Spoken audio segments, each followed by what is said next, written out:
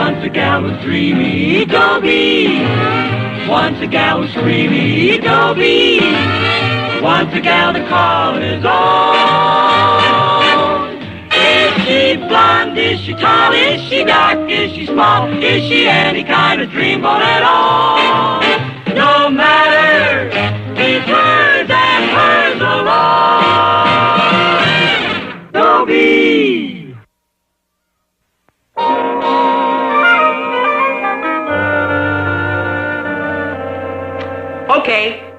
Okay, I know what you're going to say. Dobie Gillis is in love again, right? Well, you're wrong. I'm not in love again. I'm in love at last.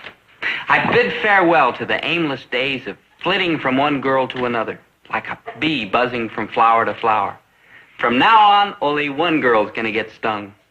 And what a girl she is. Pearl Arnold. Dear, sweet Pearl. The very thought of her fills my heart with sweet, tender memories. She makes me think of lovely, soft music. Maynard!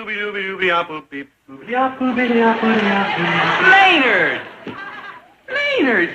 Gee, you look great. Well, you can't be here. You're in the Army. No, good buddy. They can't let me go. You mean a furlough? No, that doesn't sound like it. A discharge? Yeah, that was in there somewhere. What kind of discharge? They called it a hardship discharge. Whose hardship? Yours? Your parents? No, the Army's. Are you going back? I don't know, man. They said, like, don't call us. We'll call you. It's good to have you back, Maynard. You look great. Wonderful. Yeah, you look sick. No, I'm fine. It's just that, well, I'm in love. Yeah, I was right. I can't expect you to understand. Not until you've been in love yourself. Oh, no, you don't catch me traveling that route. Just wait. Your fingers will caress hers. The world will stand still. You'll hear gentle music like an angel strumming a heavenly harp. Listen.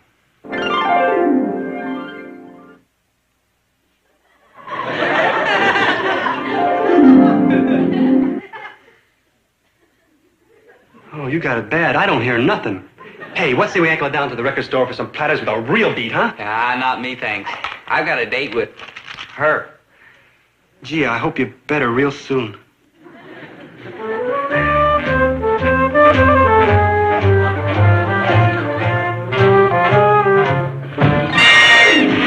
I'm sorry. It was all my fault. Oh, it's broken. Your ankle? No, my radio. I got two ankles. Please, can I have it fixed for you? Oh, and it played real cool until...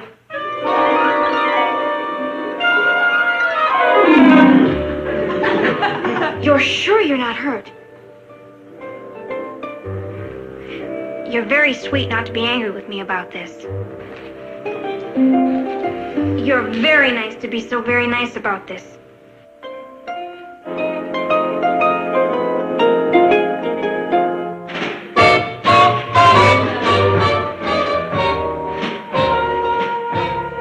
Dobie. Pearl, my sweet. Dobie, my love. Yeah, I picked these just for you. Oh, they're beautiful.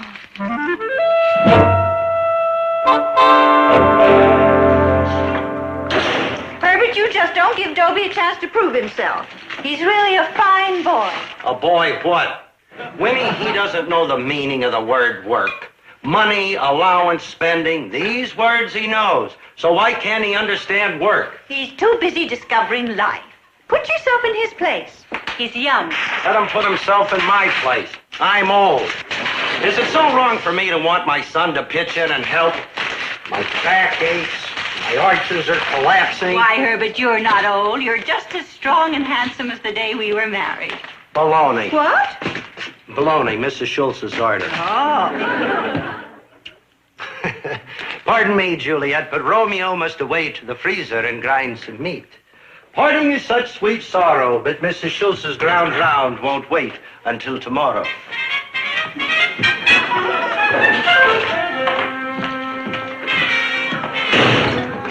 Hi, Mom. Oh, hello, dear.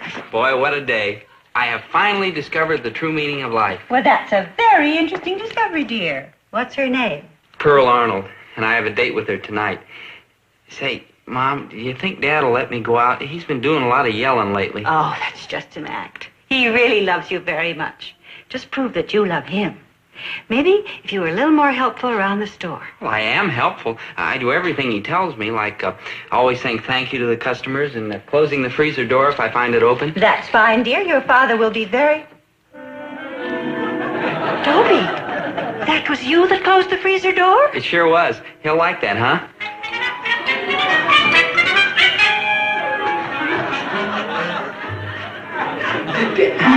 Mama. Hi, Mom.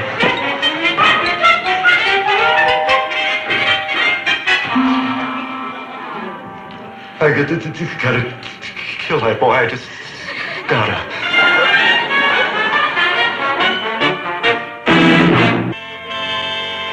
The worst part is he won't let me go out on a date for a whole month. I can't see her tonight. Hey, why don't you just sneak out? Nah, my dad's a cinch to stick his head in there to make sure I'm in bed. Looks like doomsville for you and the chick. Yeah.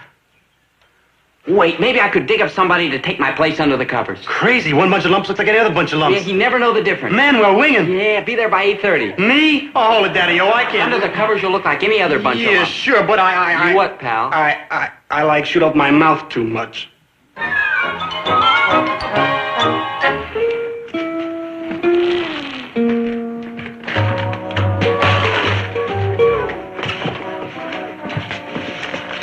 Hi, Maynard. What's that? Snacks. The only thing I'd eat since lunch was dinner. I wish I could show my appreciation for what you're doing for me tonight. Yeah, I know a way. Yeah? Ask your mother for some mustard. I forgot mine. I can't do that. They're not supposed to know you're here. Good thing I brought my extra ketchup. Just make sure you're in bed in case my father comes in. Why wait? Well, I guess you're right, Winnie. I know I'm right. You just sit down with Dobie and have a good man-to-man talk. I'm sure everything will be cleared up in a jiffy. Let the boy know that you care about his problems. Make him feel that you're his friend. All right, Winnie, all right, I'll do it. When? One of these days. Which one? This one.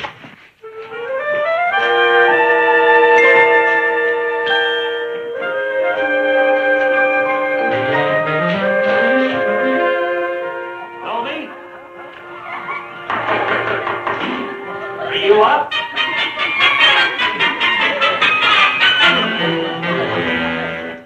Son?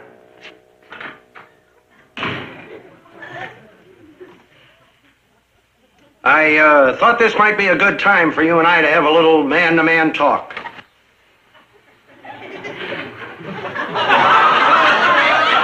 I want you to feel free to come to me if anything is wrong. If you're in trouble, just say the word and I'll be more than happy to help. You better have the school doctor look into this nervous condition of yours. After all, it may be the company you keep. You know, that spooky clown Maynard would give anybody the creeps.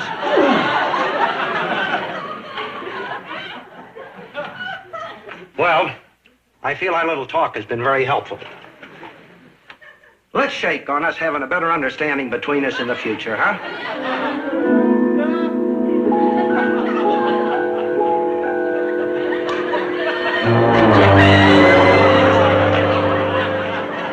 No one can say I didn't try.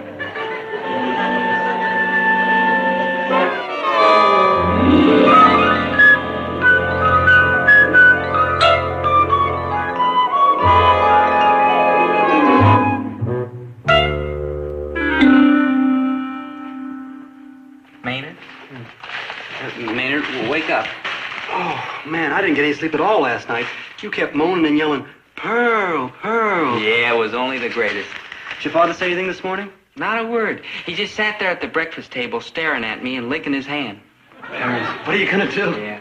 Pal, now it's my turn to do something for you. Just name it. Well, No, what's the use? No, go on, tell me. You see, Nah, she wouldn't go for me anyhow. She? Maynard, you met a girl. Yeah, Harpsville. Yeah, Harpsville. Yeah, I told you. Hey, have you taken her out yet? No. I was kind of figuring maybe... Nah, it wouldn't do any good. Well, you want me to show you how to make a big hit with her? That's the notion I was kicking around, but nah, even that wouldn't help. Sure it would. I'll coach you. I'll teach you all the tricks I know about the female of the species. Negative. Chicks like to be sweet-talking. I'm not built for that kind of action. Let's drop it. No. Now, I'll show you what to say and how to say it. I'd be like batting out of my league. No, not with your Cyrano de Bergerac at your side. Cyrano de Hoosierac? De Bergerac. The Frenchman we studied about in literature class with a long nose. He taught his friend how to make love to a girl, and it worked like that. Yeah, I must have slept that semester. Yeah, his friend was kind of slow, see? Yeah, nothing personal, Maynard. And Cyrano coached him from the sidelines. He told him all the romantic things to say. It let him in on the secrets of high-class woo pitching. Made a real lover out of a washout. Nothing personal, Maynard. You think I could do it? Absolutely. Yeah, maybe she... Oh, no, I flub it. No, not if I help you. We'll have that poor girl ape over you. Yeah? Yeah, you'll have to fight her off. Man. Oh, no, why kid myself? I'm just not the romantic type. Now, Maynard, don't argue. I'm taking over. Now, where do we make contact with our target? She goes to the mall shop every day after school. We'll rendezvous there at H hour. Maynard, old boy, for every man there's a woman, and we're finally going to make yours step up and face the music. Nothing personal? Yeah.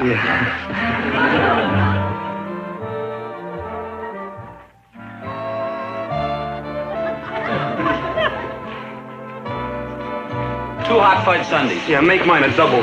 I got the jumps. Dobie, let's see what I cut out and forget this whole deal, huh? The chick's not gonna have eyes for me. Now, think positive thoughts, Maynard. I won't let you down. I just hope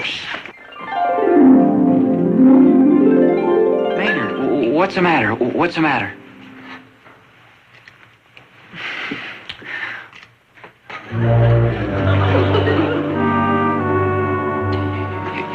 You mean that's her? Dope. Al? Cyrano?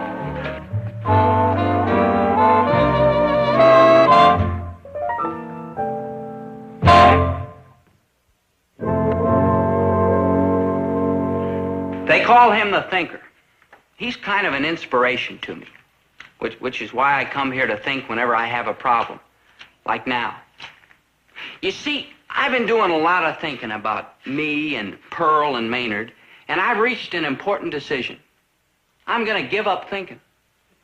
I mean, what good does it do? Here, I've been thinking my head down to the bone for an hour now, and I still can't decide between love and friendship. It's like that fella Cyrano I was telling Maynard about. You know, the romantic Frenchman with the long nose. He promised to help his backward friend make time with a girl. And then it turns out that he's in love with the same girl. But what can he do? He's slick and suave, and he's a smash with the women. But he's also very loyal and unselfish. A prince of a fella. Kind of like, well, let's face it, me.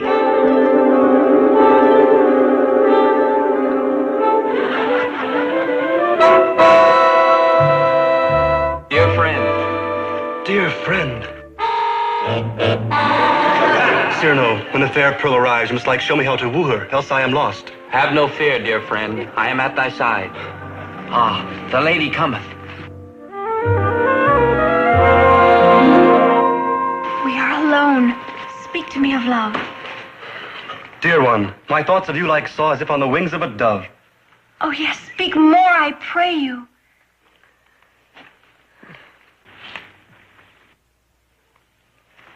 Lovely Pearl, your name is to my heart as the golden pealing of a bell. Yes, yes, go on.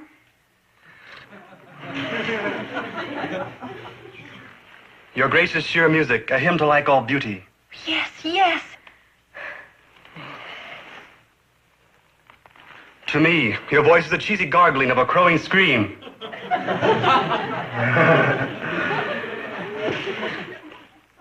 The easy flowing of a gurgling stream. You have made me the happiest of women. Let us away to the arbor.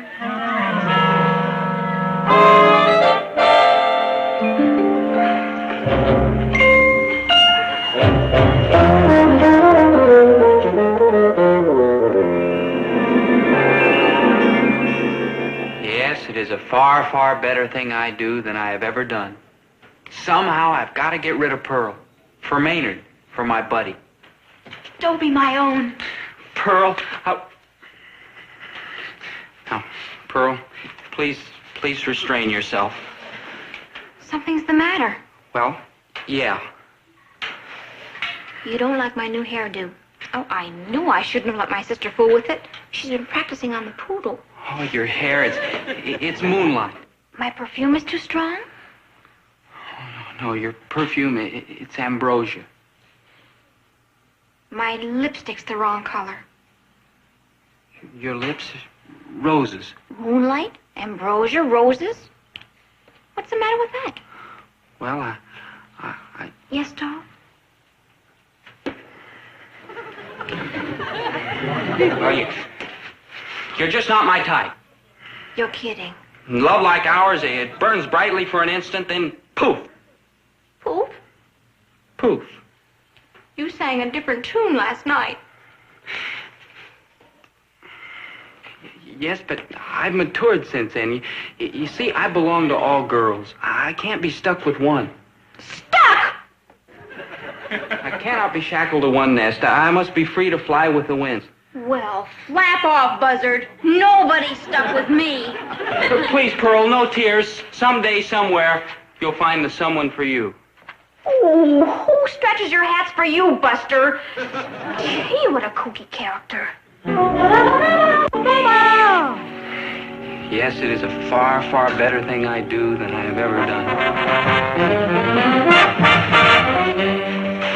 Mr. Gillis, I was in the mall shop with Dobie and he liked up and faded into Nowheresville. My. You know where he is? No. Maybe he'll stay there, huh? Sure you don't know? Yeah. Positive? Positive. Absolutely, positively, definitely? Okay, I know where he is. He just left for the North Pole on a dog sled pulled by 3 chihuahuas and a chipmunk. Did he say when he'd be back? Dobe, I couldn't figure where you snuck off to. Well, I had some soul searching to do, but I worked things out. Maynard, old friend, I realize now that your friendship is my most prized possession. In this shaky world, your loyalty is my tower of strength. Hey, I don't know what to say. Don't say anything. Kiss him. Dobe, are you gonna, help me like you said? Well, I promised, didn't I? We'll have that girl falling all over you. Crazy. Now, first you've got to know her name. It's essential. Essential. What a beautiful name. You know, her name is Pearl Arnold. How do you know? Yeah, I've seen her around school. Yeah, I even found out her phone number so you can call her. Oh, no, please, Dobe. No, when I talk to a female, my mind was like out to lunch. Maynard, I went to a lot of trouble to set this up. Now, you're going through it. One of us is going to be happy. Now, just tell her your name, say you've admired her from afar for a long time, and can you meet her for a soda in the malt shop tonight? Fear not. I'm at thy side. Yeah, I'm with you, pal. They answered. Go ahead. Slowly, calmly. But I... Hello? This is Maynard Krebs. I've admired you from a long time from afar. Would you like to meet me for like a soda in the malt shop tonight? No kidding, would you? See how easy it was? That was the father. He went to call her. Oh, well, you needed a dry run. Yeah, now when the chick herself starts gabbing... It's her. Oh, do just what you did before. Hello, Pearl. This is... Slowly, calmly. Slowly, calmly. Maynard Krebs. Maynard Krebs. I've admired you from afar for a long time. I've admired you from afar a long time. The malt shop, a soda. The malt shop, a soda tonight. Will she? Will you?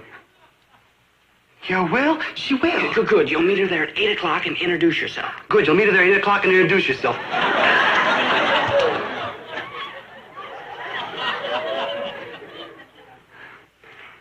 Well, that wasn't so tough, was it? Breezeville.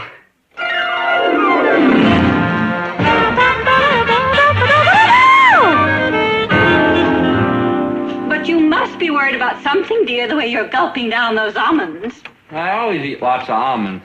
Don't you usually take them out of the shells first? Now, dear, why don't you tell Mother what's bothering you? Mom, my lips are sealed. I can only say that at this very moment, events are transpiring which may change my entire life. Maynard, you're so... Oh. Mom, would you excuse us, please? Why, certainly, dear. Thank you very much, Mother. Thank you. Maynard, you're supposed to be with Pearl. I chickened out. I looked in the window and saw her sitting there. Man, like my backbone flabbed up. Now, you get back there before she walks out on you. I can't go that route alone, Daddy-O. Come with me, please. No, Maynard, it's impossible. You took me this far, Dope. You can't let me down now.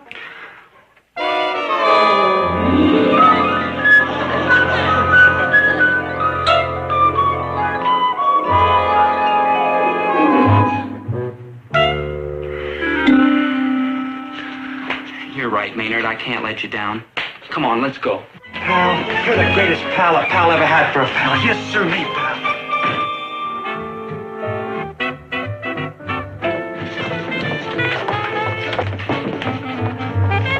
Oh, you must be Pearl. Oh, this is Maynard Krebs, the fellow who called you. I'm his friend, Dobie Gillis. Waiter, 3 sweet and sour surprises. Ask her to dance. Huh? Dance. I'd love to. Huh? Well, I meant dance.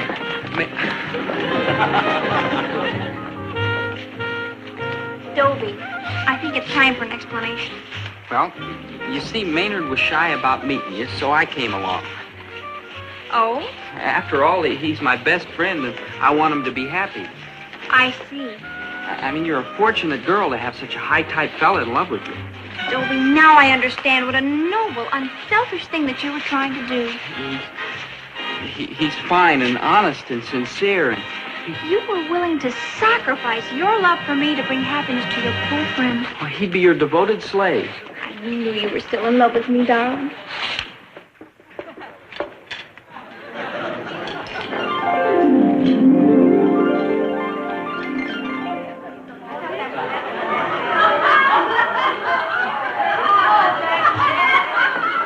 Maynard, I was just telling Pearl all about you. Oh, knock it off, cousin. I caught what was going on. Well, nothing's going on, Maynard. Oh, when you two dance together, you're like swinging in the same key. Well, you're imagining things. Man, I can hear those 2 harps wailing loud and clear. Now, Maynard, you've got to have confidence in yourself. He's the solid, trustworthy kind of fella a girl wants.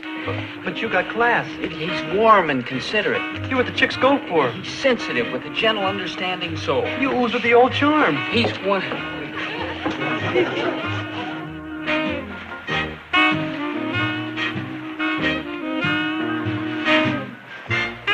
Pearl. You fellas don't need me. You've got each other.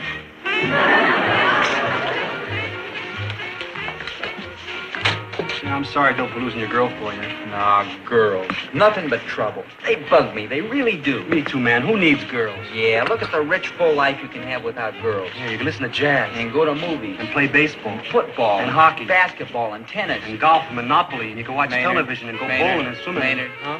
There's one thing missing. Girls. Girls.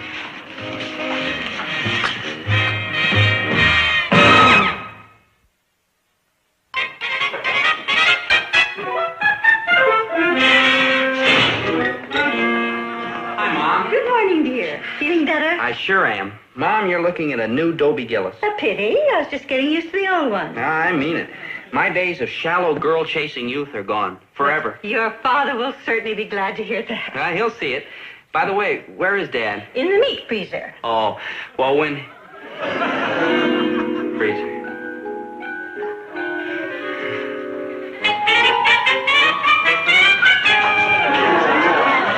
Dad? Mom? Bye, Mom.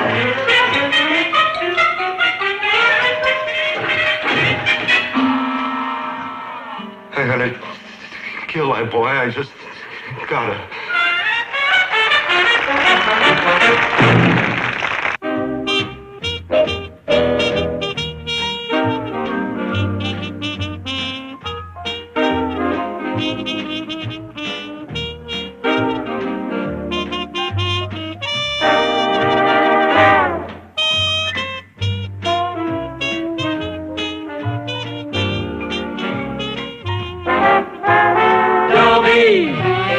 Once a gal was dreamy, Dobie. Once a gal was creamy, Dobie. Once a gal to call his own. Is she blonde? Is she tall? Is she dark? Is she small? Is she any kind of dream one at all? No matter, she's hers and hers alone.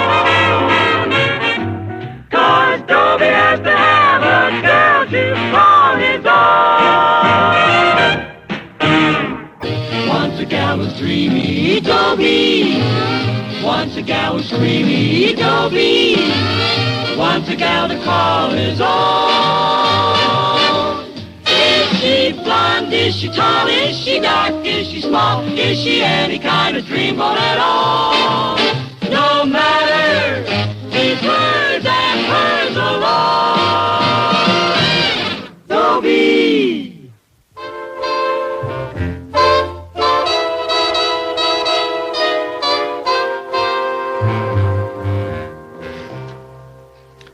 Same Dobie Gillis, same place, same problem. Girls. Now, I'm not girl crazy, you understand. It's just that having a girl makes so many things easier to do, like dancing and smooching and getting married and going to the big football game Saturday. Webster High's beaten us 15 years in a row, and this year probably won't be any exception. Either way, Webster will win and I won't have a date. It's enough to drive a man to drink. Flamingo, and a Bible, and a Beagle, Bible, one. Funky rat trap, bigger than a cat trap. Funky rat trap, bigger than a cat trap. Cannonball, cannonball, Tislam Rock. Central High School, rah, rah, rah. Team, team, team, ray! Hi, Earthmen. Oh, hi, Maynard. Hey, you going to the game Saturday, Maynard? Sure, you going? Sure. You think the team's going? Hey, that's no attitude to take. We're going to win this year, aren't we, Dobie? You're darn right. I can just hear us singing that old victory song. What we need is like a defeat song. Oh, we're gonna lose, that ain't no news. We're gonna lose, we got the blues. Knock it off. Wait till you hear what's on the flip side. Oh, we got beat, it ain't no treat. Knock it off. Well, I see the jet from heaven just landed. Angel, have I asked you to go to the game with me? Twice. What did you say? No. Oh. But you can buy me a soda if you like. Oh, I'm broke. But I'll always remember that you wanted me to. All through with these boys?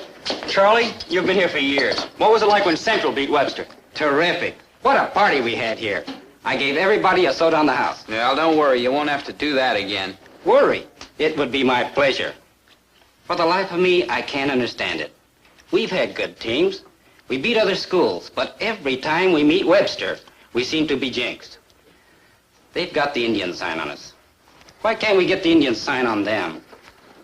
You know, Charlie might have something there, but with their luck, how are we going to put an Indian sign on them? Maybe like getting a black cat to dive in their water bucket. Wait a minute. I just got a flash. Fellas, summit meeting. What's the flash, Dobie? Just before the game, what does every Webster player rub his hands over? Their mascot's head. Right. They figure that's what's bringing them luck, rubbing their hands over the goat's head. So you know what we're going to do? Cut off their hands. We're going to steal their goat. Dobie, I bow to genius. Without their mascot, their good luck charm, the morale will be shattered. Oh, slow down, cats. Unwind. Some fellas tried that a couple of years ago, and those Webster guys caught them and clobbered them. Sure, but that's because they were clumsy. They bungled the job. Now, we're going to case the setup and plan every angle. Split-second timing. Organization. I'm telling you, we're clever enough to pull this caper off without a hitch. If we're that clever, let's forget the goat and, like, knock over a bank. There's no time for clowning, clown. Now, look, they keep the goat in their agricultural department, right here. And I'll have a couple of guys guarding it. Now, we'll go over and case the place this afternoon. Then tonight I'll get my father's car and we'll park it over here on the back road. I figure the best time to strike's around 10 o'clock.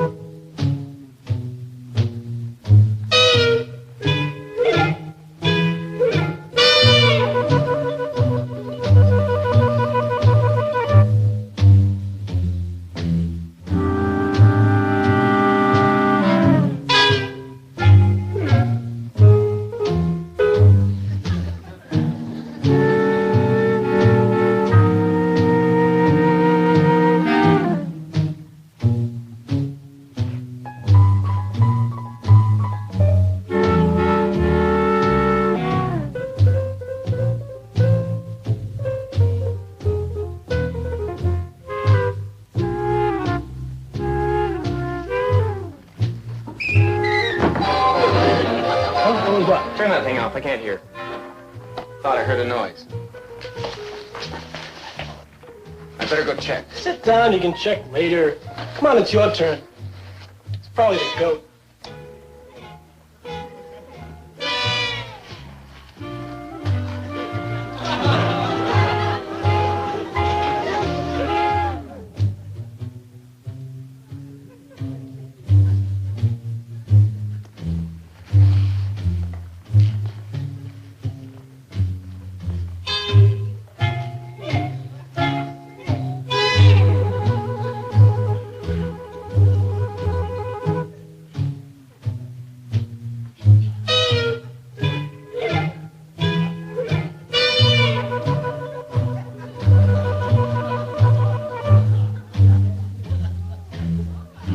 How you doing? Working like a charm. Crazy that carrot bit. We got it made. Ooh, you hooked him, reel him in.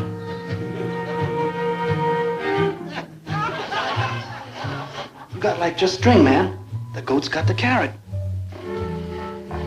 Lucky we planned for such an emergency. Give me the other carrot. I said, give me the other carrot. The other carrot, where is it? I ate it.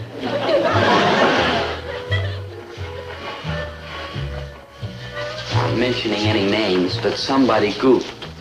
I have to go into plan number 2. Gwendolyn. Okay, Hortense.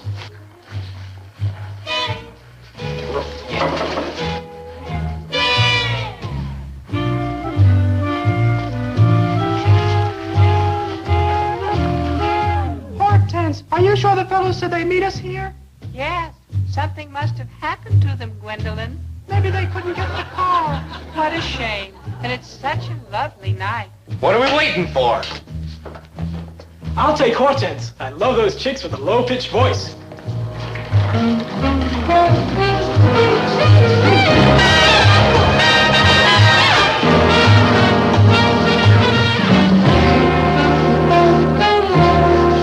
This year, you're gonna bring us luck.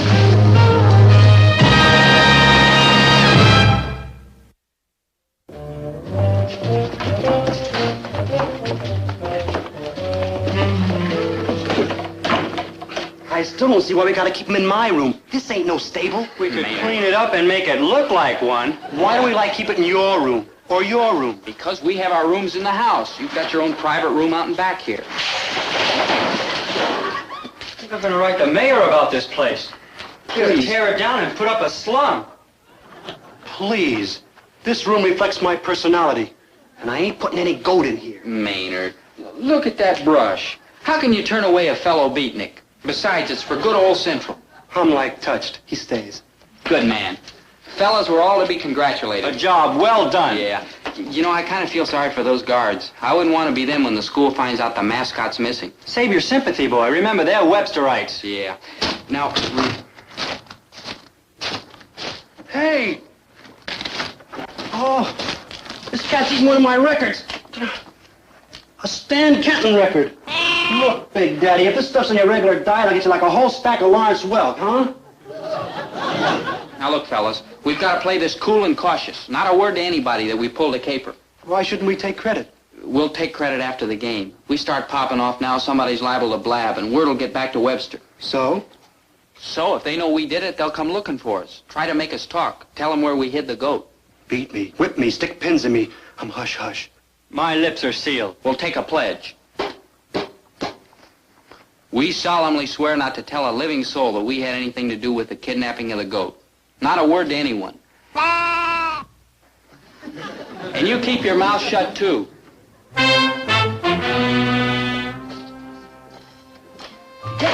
Fellas, have you heard the news? What news? Webster's mascot is missing. Somebody stole the goat. Who could have perpetrated a dastardly crime like that? My, delinquency is rampant. Yeah. Hey, you guys flipped or something? Don't you know what this means? This'll break their lucky streak. Without their mascot, there'll be nothing. Cool, man. Did this thought ever occur to you, close chum Dobie? The thought never entered my mind. We finally got a chance to win. I'm spreading the word around, so I'll dig you guys later, okay?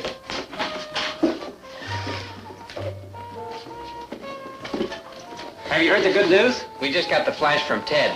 Now maybe we'll win. We put the Indian sign on them. Oh, boy, do I have a big treat for the boys who stole the goat. Yeah? Nothing in this place is too good for them. They get egg foo cherry frappe on the house. Oh, the most. What if I said, like, we stole the goat? If you said you stole the goat, I'd say you were trying to get a free egg foo cherry frappe. Now, what would you like that you can pay for? Yeah, 1 root beer. Small. Maynard, the pledge. I'm with it. Well, stay with it.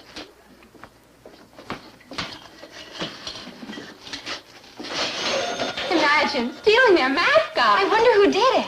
I don't know, but whoever it was, what a man. Oh, you can say that again. You know how closely they guard that mascot. Whoever figured out how to steal it must have been a genius. Lola, have you heard? Have I? Why, the whole school's buzzing about it. Isn't it the dreamiest? Well, do you know who did it? No, but I'd give anything to find out. He'd be my kind of man. A man of ingenuity, dashing, dauntless, fearless. What a date. I'd go out with him even if he didn't have a car. A car? Oh, I'm sure he has a white horse.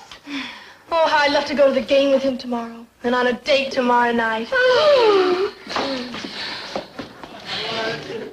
Lola, I have something to tell you. What? Something very important. Well? Lola. Oh, a man don't hedge when he takes the pledge. Get a big firm grip and zip your lip. I'm waiting. What's so important you have to tell me? Lola, your eyes are like 2 teaspoonfuls of the Mediterranean. Dobie Gillis, you're getting kookier every day. Let's go over to Felicia's. If anybody's found out who stole Webster's mascot, you can bet it'll be Felicia. All right.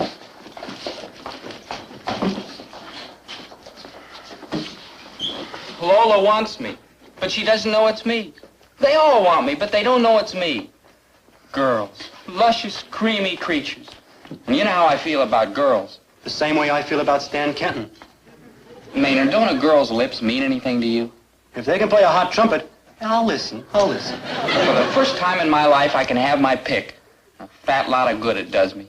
Here I am, dashing, dauntless, fearless, a hero on a white horse.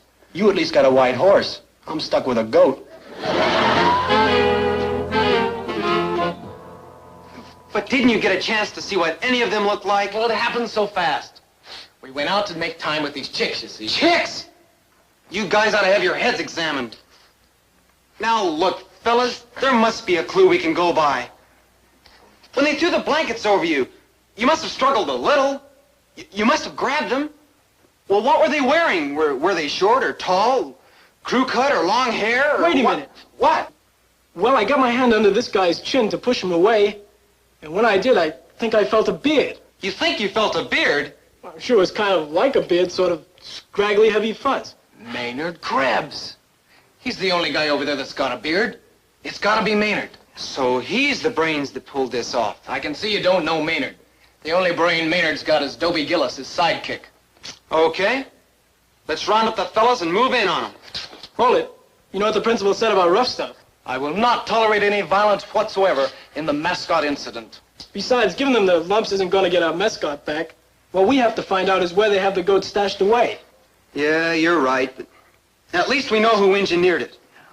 But now we have to get him to talk. But how? I've got it. This Dobie Gillis. What's his weakness? Women. Now, if we can get some good-looking gal to cozy up to him... Darling, if you want me to drive you over to the field, I wish you'd hurry up. Oh, okay, honey, just a...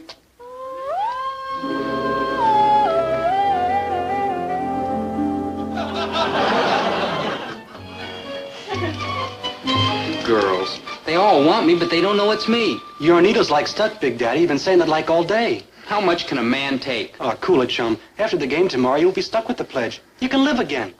Yeah, I think a long walk would do me good. I'll call you later, Manny. Hey, if a goat answers, don't hang up. He's like taking over the place.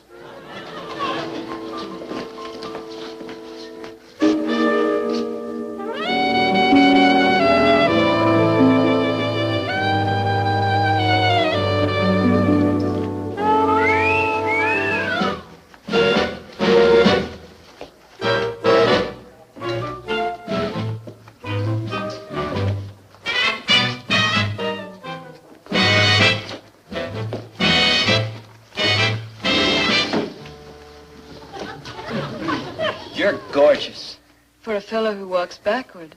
You're pretty forward. You're a living doll. You're the maximum. I had to say it. I have a compulsion to say pretty things to pretty things. Young man. I know. You don't have to say it. I'll get out of your life and crawl back into my shell. This shell of yours, is there room for two? Did you say room for two? Won't you join me? I'd join you if I had to fight my way through crocodile-infested waters. My name's Dobie Gillis. What's yours? Vivian. Vivian Bardot. Vivian I'll tear it out of the phone book and treasure it always. I never dreamed I'd find a man like you in a place like this. Oh, I come in here all the time. I go to Central High. You don't look like a schoolboy to me. You look so much more mature. Well, I've been shaving for 13 months. Where do you go? Let's just say I'm a woman of the world. Oh. Shall we have one for the road? Road? Where are we going? Let's leave these children and go someplace. Someplace where we can be alone. I know just the spot.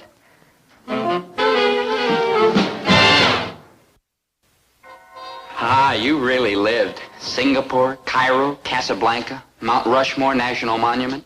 You've told me everything about yourself. I felt that I should.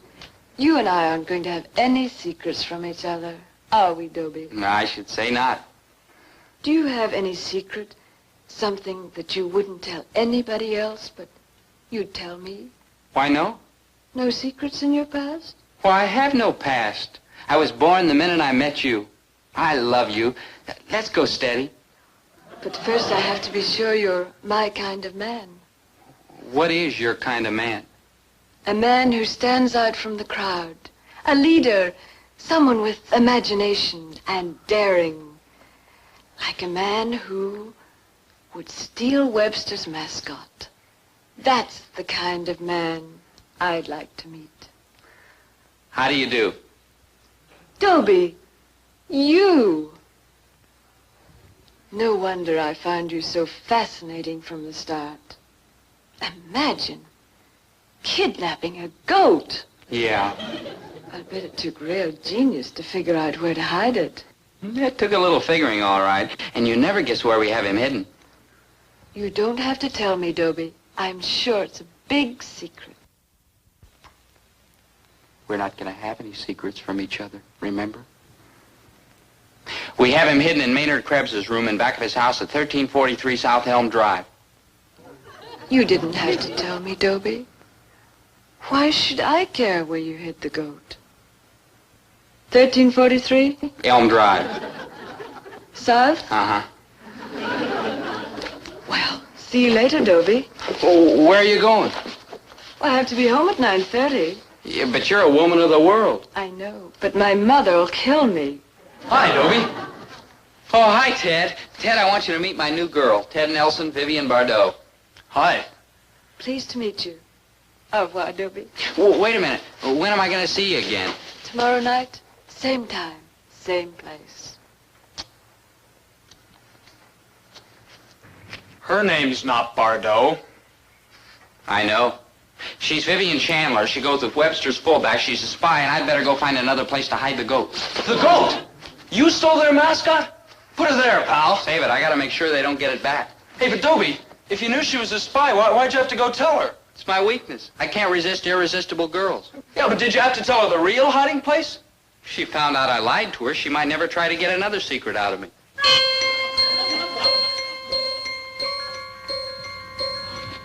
We're like in big trouble, Dobe. Where are we going to hide him? I don't know, but we better think of someplace fast. And keep it down. My father's a light sleeper. Uh-oh. Good evening, officer. Hi, fellas. Just a minute. What have you got there? Where? Under that blanket. Oh, that's my dog. Yeah, his dog. Come on, Rover. Hold it. What's he doing covered up like that? Well, he's sick. We're taking him to a doctor. Yeah, doctor. Isn't he kind of big for a dog? Yeah, not for a big dog. No. I think I'll take a look under that blanket. Please, he's very modest. Oh, sick dog, huh? Oh, very sick. We're taking him to like a psychiatrist. He thinks he's a goat. Does he think he's Webster's mascot? So you're the fellows who stole him, huh? We really didn't steal him, officer. We were going to take him back after the game. If you take something that belongs to someone else that's stealing, how come you're walking him around the streets? Well, Webster found out where we had him hidden. Yeah, we're trying to find another place to stash him. You're taking him right back to Webster. Well, there goes our chances. All right, what are your names? Dobie Gillis. This is my father's store. I live upstairs. Maynard Krebs. Congratulations, fellas. I'm Chuck Winters. Chuck Winters? Say, didn't you go to Central a few years ago? I played halfback for Central 15 years ago. Yeah. Last time we beat those bums. Crazy, man. But, Mr. Winters, don't you want Central to win? Why are you making us take the mascot back? Looking for another hiding place, aren't you? Yeah, but I still don't see if we him. can get him back without anyone seeing us and put him in his pen, who's going to think of looking for a missing goat in his own pen?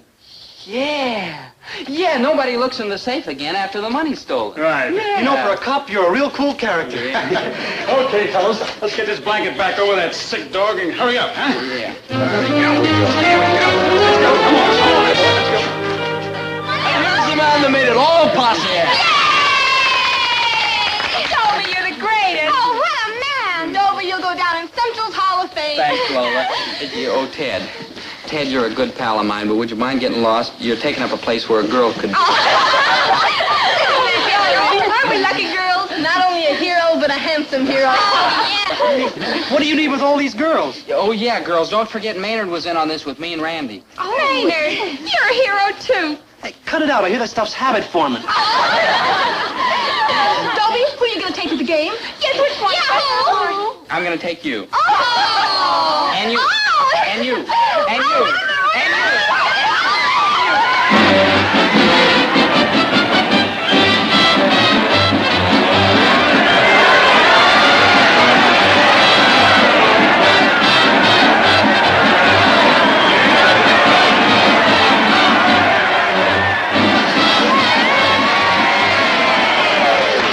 Want me to get you another hot dog, Dobie? You want some more pop? Here, have some of mine. Who are we going to take to the victory dance tonight, Dobie? I'm a very good dancer. Oh, but I'm a much better dancer than she is. Well, I'm not much of a dancer, but I'm some sitter-outer. Girls, please. If you can tear your eyes away from me, you'd better watch the game. We're kicking off to Webster.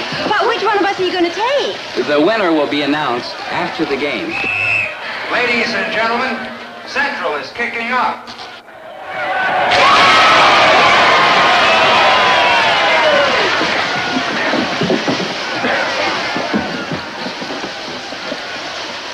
Hey, Dobie, I was just snooping around Webster's dressing room. Man, they're mad. In fact, they're like biting mad. They just took a secret oath to clobber us for stealing their mascot. No, talk. Just talk.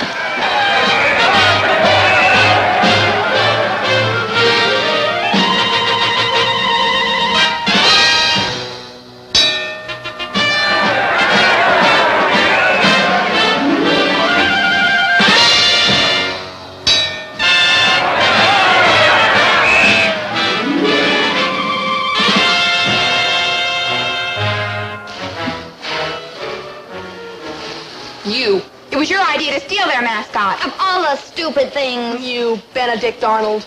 You sent our team out to be slaughtered. Goon. Goof. I said it before, and I'll say it again. You're just plain kooky.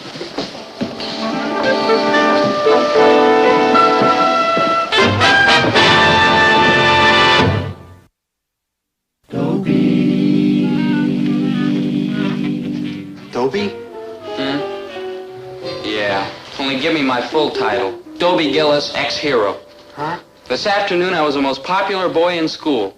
Tonight, I'm alone and friendless. I couldn't even get a date for the dance. Well, sit down, Maynard. At least there's two of us. Three of us. Huh? Webster figures they can do better without him.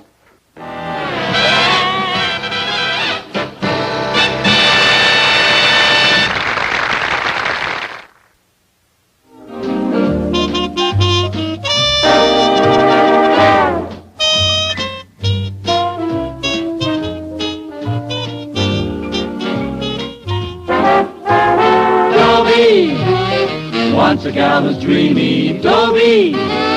Once a gal was creamy, Dobie. Once a gal to call his own. Is she blonde? Is she tall? Is she dark? Is she small? Is she any kind of dreamboat at all? No matter, he's hers and hers alone. 'Cause Dobie has to have a girl to call his own. Once a gal was dreamy, Dobie.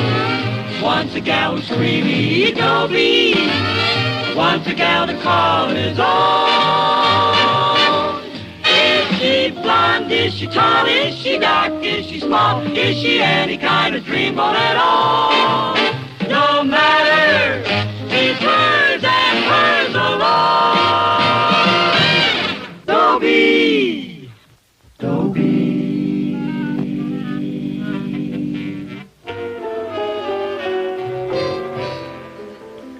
Oh, hi.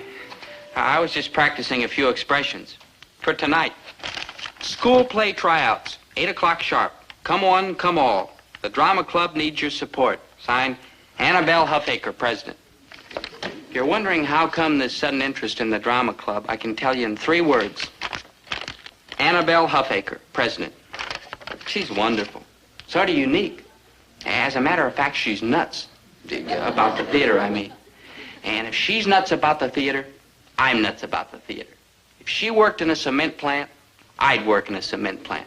Because without that girl, life is a hollow mockery, an empty shell, a song without music.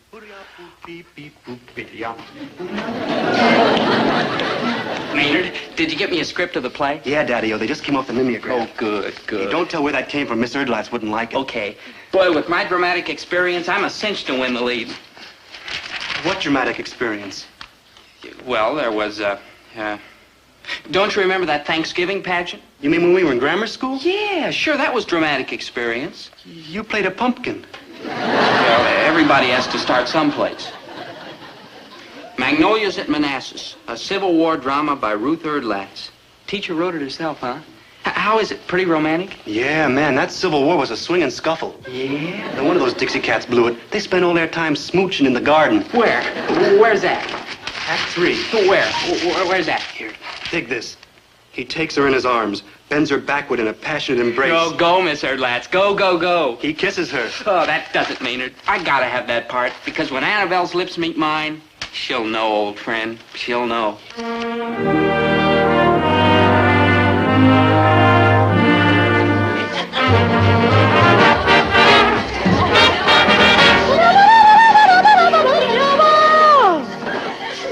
Are you sure you want to go through with this? Well, why not? Well, I was reading this article called Is Sal Mineo Really Happy? And I was thinking... Listen, I've got to go through with it. Oh, here's Annabelle. Oh, hey, if anybody asks you where you got that script... The wild horses couldn't drag it out of me. Come on. Hi, Annabelle. Go away, Dobie. But, Annabelle, I want to ask you something. Dobie, look, the theater may not be very important to you. Not important? It's only my whole life, that's all. Since when? Well, it hit me all of a sudden. The least you could do is help me. How? Well, there's this scene in the last part of the play, and I thought if we could rehearse it a little together, you know. I know. We could... I read the third act, too.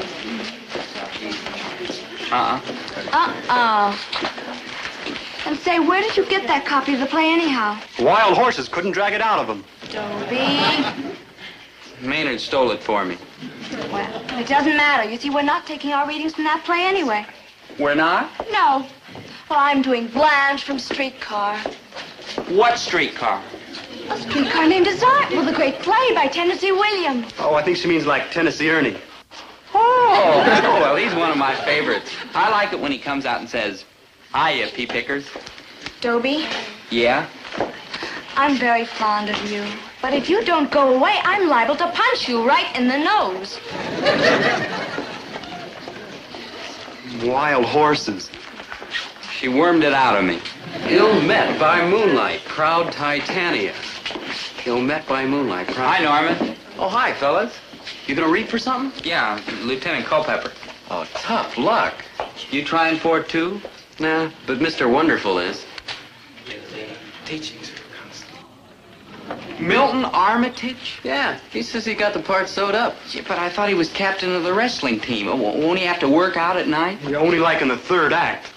Look, Norman, I've got to learn some kind of audition part quick. You don't happen to have a spare one on you? I was going to do Oberon. Huh? From Midsummer Night's Dream. Oh, sure. Well, see here, it needs a couple of lines from Titania, and I was too bashful to ask a girl. Yeah, well, what am I going to do for a girl this late? I guess you'll have to do. What kind of a guy is this Oberon? Oberon? He's a kind of a Gary Cooper type. Oh, Gary Cooper, huh? Gosh, thanks, Milton. Glad to help out, pal. No, but Oberon's an elf. An elf. So will you be if you don't keep your mouth shut. Well, you've only got a couple of lines. Come on, let's rehearse. All right, everybody. Quiet, please. Now, if you'll all just gather over at this side and keep this section here clear. Now, our first tryout will be for the lead in my play, the Southern officer, Lieutenant Culpepper, a handsome, courageous, aristocratic, and utterly fascinating man. Candidates? You're trying out for Culpepper? Yeah.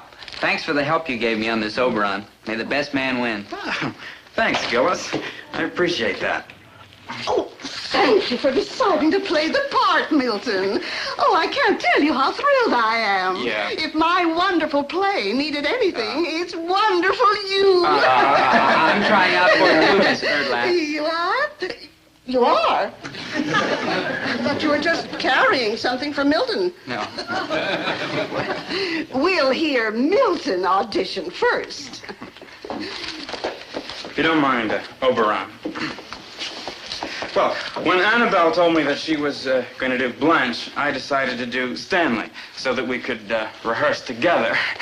Now I'll give you my impression of the role that Marlon Brando played in Streetcar Named Desire. Your impression? Yes, you see, I feel that the way that Tennessee Williams wrote it is not quite the way that I might have played it. So I've made a few minor improvements. And now with Annabelle's assistance. At the end of the 10th scene where you break the bottle.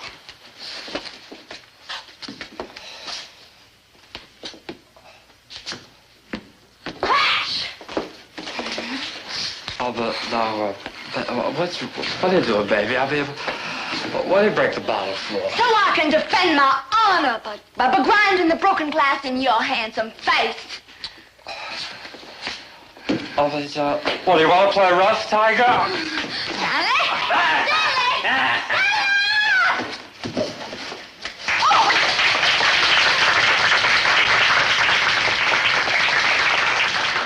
Pretty fair, Milton. Pretty fair. You're going to push me to act over my head.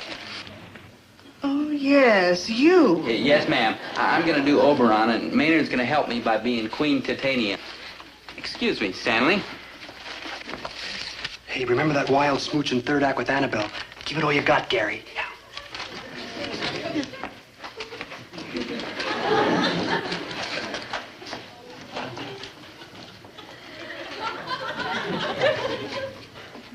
You met by moonlight, proud Titania. What, jealous Oberon? Yep. Fairy Skip Hence. I have like forsworn his company. Tarry rash wanton. Am I not thy lord? Then I must be thy lady. Yep.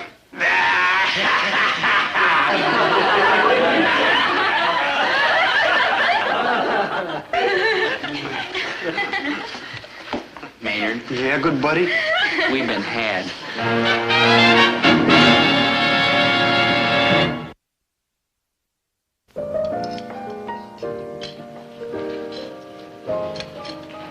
Look at it this way, Dobe. You came in like second. Yeah, because nobody else was stupid enough to try out against Milton. I just don't think that Oberon part was right for you. Like too Western. Look, all I want is Annabelle. That's the only reason I got into this play. Well, maybe you will, man. After all, coming in second made you like Milton's substitute. Understudy, Maynard. Yeah, but if anything happens to him, you like go on. Well, that's fine. Can you imagine anything happening to him? Well, if it isn't Gary Oberon.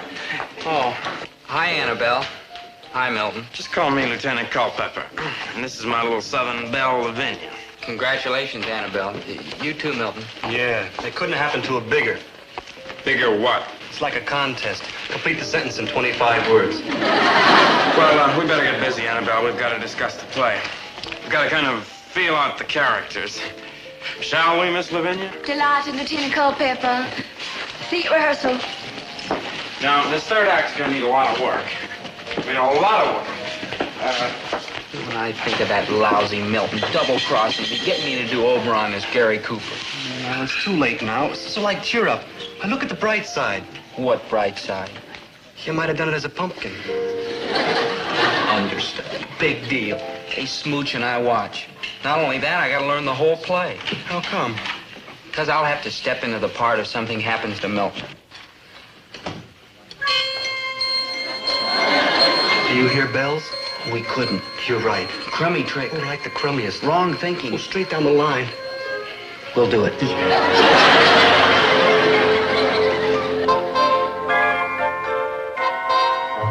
Of course, Maynard and I didn't actually do anything to knock Milton Armitage out of playing the lead. We haven't been able to think of anything. In fact, I haven't been able to think of anything but Annabelle Huffaker. Annabelle. It's a poem. It's a song. I even like Huffaker. That's how bad I'm stuck with this girl. Oh, Annabelle, Annabelle. Dobie Gillis, why did you ask me here? You know I've got to study my part. Annabelle, let me put it to you bluntly. I love you. Of course you love me. Who wouldn't? Just look at this profile. Look at this figure. Look at these burning eyes. You like bonfires. True, but you know what makes them burn? What? Inside of me rages the flame of pure talent. Yeah, all that talent and all yours. Oh, Dobie, you don't understand. This talent is not mine. I am it. Yeah? Talent isn't a slave, it's a master, and I must go where it leads me, to the theater. Well, I'll go with you. Dobie, you're a nice boy, but you simply don't have the divine fire. Well, maybe you could set it. Dear, foolish Dobie. A talent like this comes along once in a generation. There was Sarah Bernhardt, then Dooza, then Maud Adams, then Ethel Barrymore, and now me. Annabelle Huffaker. Yeah. Oh, Annabelle, I've got to be with you. Maybe I could play like a butler or something. No, Dobie. All right. I'm willing to stay in the background. You act, I'll wait in the car. No, Dobie. Well, tell you what. We'll get married, and I'll stay home and cook and keep house. And when you come back from the theater at night all tired, I'll be waiting for you with a nice cup of hot cocoa. Or since you'll be a star, a cup of hot champagne. And the house will be all tidy and clean and dishes washed. Why, I'll even take care of the baby. Why, I'll even have the baby. Dear Dobie.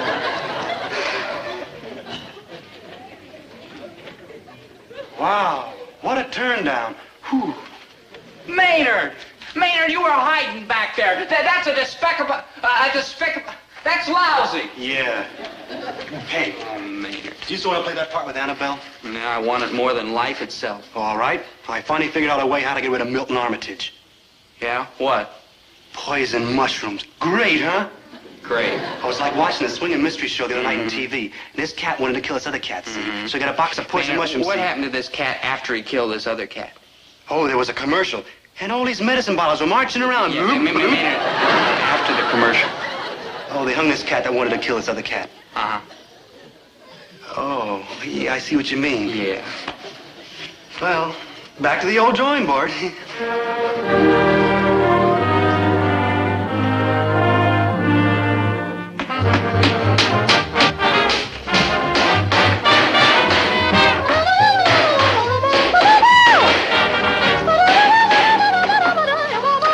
Hi, Maynard. What's up? I've got like another idea how to get rid of Milton. Well, I hope it's better than that poison mushroom idea. Oh, this one's a beaut. Absolutely foolproof. You know how they are about fighting on the school grounds? Yeah. Well, you start bugging Milton until he's nutty as a Chi-Chi bird. Finally, he can't stand it anymore. He takes a slug at you. Maynard. He gets thrown out of the play, and you get the part. Yeah, I phoned it in from the hospital. Yeah. Uh-huh. I didn't think you liked it. No. Now, give me a hand with this, will you, Maynard? Not only is Milton State interscholastic heavyweight wrestling champion, but he's also one. All right, group, let's get started. Act 1, scene 1. Milton and Annabelle, please. Right along now. All right, group, quickly. Steady, please. And quiet now. This is rehearsal. Quiet, please, back here. Now, at the start, Lieutenant Culpepper is standing stage center when Annabelle enters. He turns.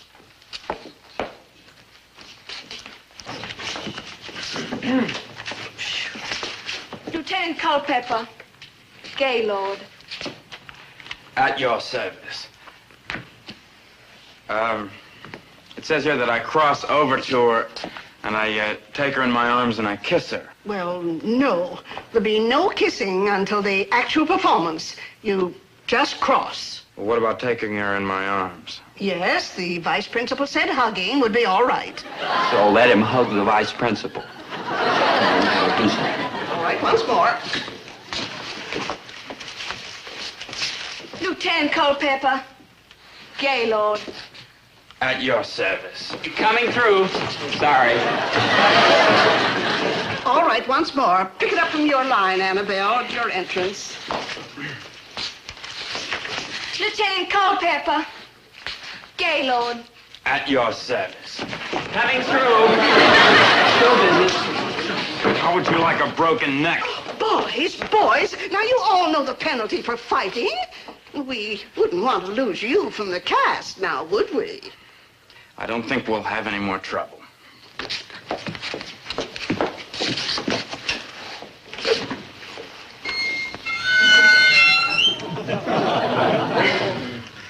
We'll wait. All right, let's try it again.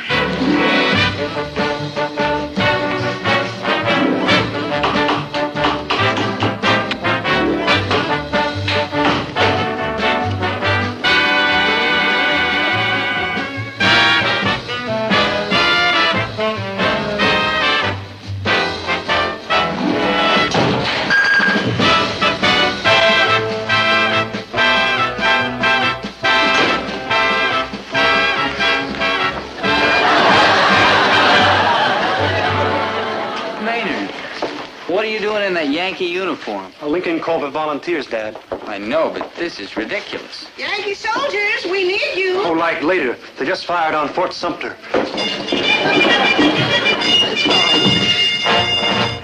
Well, good. Now, we're going to run through the fight scene just once before dress rehearsal. Now, places, everybody, places. Yeah. Miss Erdlatch, you wanted this rug? Oh, yes. Just place it over this trap door. We wouldn't want any of our people stumbling now, would we? Now, any time, Milton. Any time. You must have known, Miss Lavinia, I'm mad for you. Mad.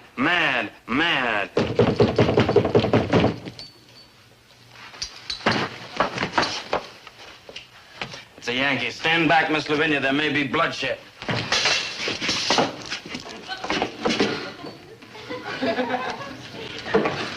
Stand where you are, Yankee, and give me that gun. I'm warning you, it's either you or me.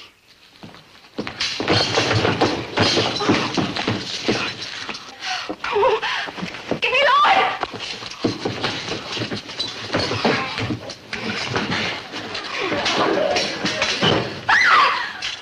Drop it! Spare him, Gaylord. He's unarmed. All right, but first I'm going to give him a good thrashing. 1, 2, 3, 4, 5, 6, 7, 8. Wish me well, Miss Lavinia. I'm on my way to glory. Oh, fine. Splendid. That's wonderful. Now the kiss and then curtain. Now, places, everybody, for the first act. Places, everybody. Places. No, on the level. I got a plan, and this one's the most. Well, I'm sure it is. I never steered you wrong yet, have I? You never steered me right. Okay. But this time I really got that big square Milton. Okay. What's the plan? I'll give it to you like in 2 words. Trap door. Trap door. Yeah, trap door. Yeah, trap door. Yeah.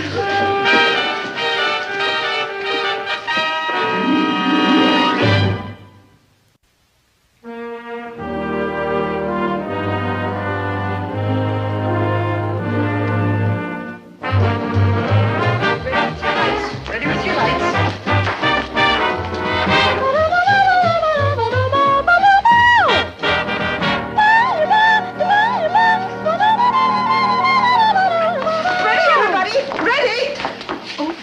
Carissa's done it again. Places, everybody. Places, Milton and Annabelle. 2 minutes, 2 minutes. Minute. Call down to the dressing room, 2 minutes. Turn down the dimmers to dark. Places, everybody. Places. Places, everybody.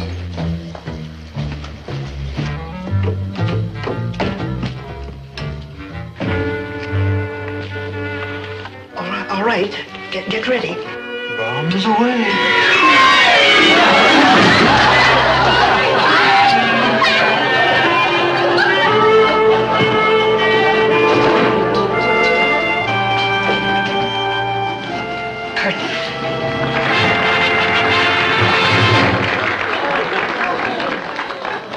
Lieutenant Culpepper? Gaylord. Lieutenant Culpepper? Gaylord? Lieutenant Gaylord Culpepper, miss. At your service. What are you doing here? Told you we should have practiced. Lavinia. Oh, Lieutenant Culpepper, I do believe you are in trouble. Oh, hand me my jasmine-scented smelling salts, for my head grows giddy and my pulse is racing. No, I must conquer my weak womanly instincts and be strong.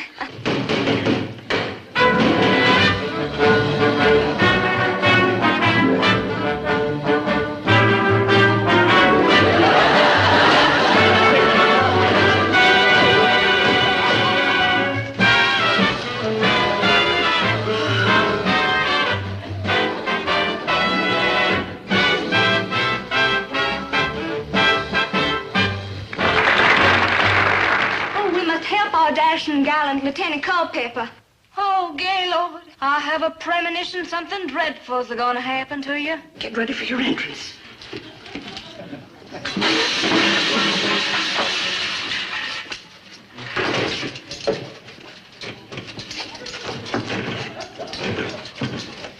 It's time I go, Miss Lavinia. General Lee's awaiting on his horse Traveler. But first I must tell you how I feel.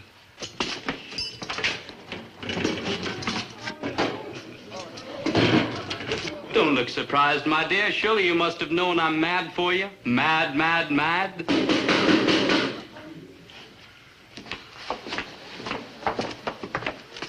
It's a... You're supposed to be at the door. Milton got loose. The what? Yankees. Stand back, Miss Lavinia. This may lead to bloodshed. On second thought, maybe we'd better just go. General Lee's awaiting on his horse Traveler. Stand where you are. That's better. I'm warning you, Yankee. It's me or you. It's you, Buster.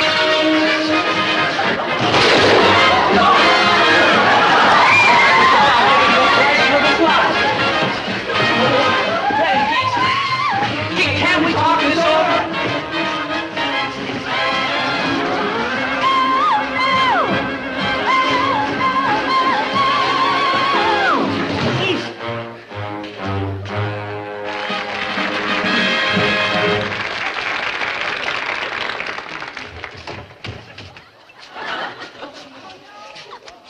Wish me well, Miss Lavinia.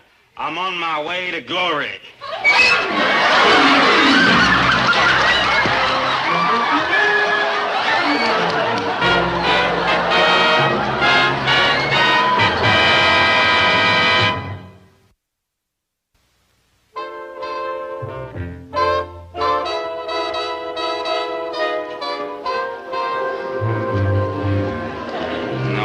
Practicing expressions again. Just seeing if my face still works.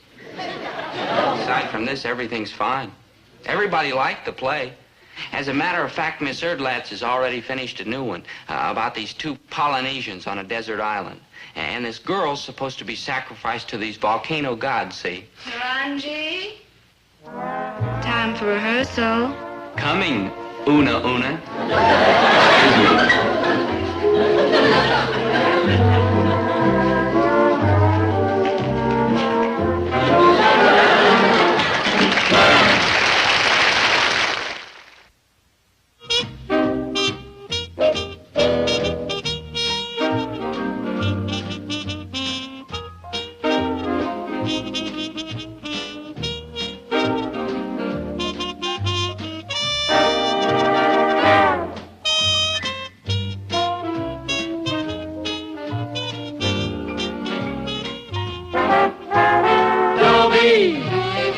Once a gal was dreamy, Dobie.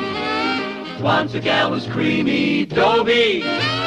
Once a gal to call his own. Is she blonde? Is she tall? Is she dark? Is she small? Is she any kind of dreamboat at all? No matter, he's hers and hers alone. 'Cause Dobie has to have a girl to call his own. Once a gal was dreamy, Dobie. Once a gal was creamy, Dobie. Once a gal to call his own. Is she blonde? Is she tall? Is she dark? Is she small? Is she any kind of dreamboat at all? No matter, he's hers and hers alone. Dobie. Dobie.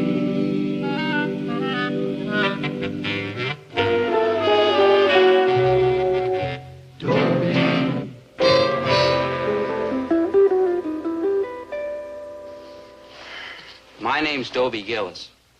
This is where I come to think when I'm in trouble, like now. What trouble? Same trouble. Always the same trouble. Girls. Now, I'm not a Casanova, mind you. A Casanova wants a harem. All I want is a wife or a sweetheart or a pal or even someone who treats me rotten. Just as long as she's a girl. But how do you get girls if you don't have money? You don't, and I won't. Because on that great golden highway between me and money, there lies a roadblock. An immovable roadblock. I gotta kill that boy. Now, Herbert, the boy has to eat. Does he have to eat chocolate creams at 90 cents a pound? Can't he eat ginger snaps? Don't pay any attention to your father, dear. He really loves you very much. How can you tell? Boy, don't give me any trouble. All I ever wanted was a fox terrier. Now, Herbert. Oh, it's all right, Mom. I understand. Hard work, that's what's done it. That'll shake up anybody. Clifford, I gotta kill that boy. Please? Aw, Dad. Always clowning. Dad, I guess you won't give me any money, will you? That is a very shrewd guess. So where am I going to get it? Well, you could roll a drunk. Dad? Time for school, Dobie. Well, goodbye, Mom. Goodbye, Dad. No wonder they call us the Beat Generation. Have a nice day, dear. And speaking of money, have you thought it over? Thought what over? You know perfectly well what I need a new dress. Yes, I have thought it over. Long and carefully. Yeah. And there's no one deserves a new dress more than you do. Thank you. You've been a good wife. Loyal, true, uncomplaining. Thank In you. fact, you've been more than a good wife. You have been a good friend. And when Thank I you. think of our years together, those wonderful years. No money. No money. All right. Well, where do you think you're going? To roll a drunk.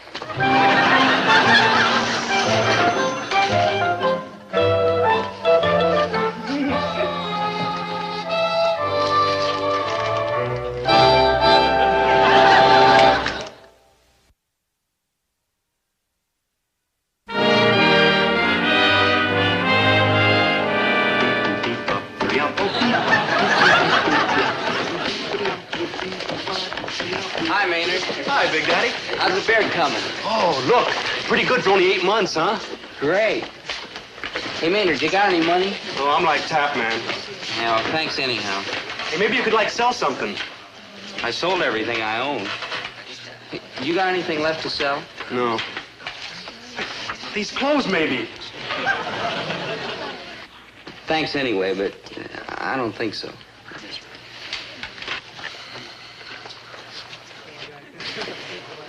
Hey, Maynard, do you see what I see over there? Yeah. Ain't it beautiful? The blackboard? That girl, that smashing girl. Who is she? Oh, beats me, man. See you later.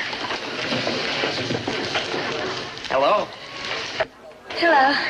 Good morning, class. Today we will continue our discussion of heredity versus environment. Now, what is the most important factor in the development of personality? The traits handed down by our parents or the surroundings in which we grow up? Heredity or environment? My name's Dobie Gillis. You're gorgeous. My name's Poppy Herring. Thank you. No, thank you.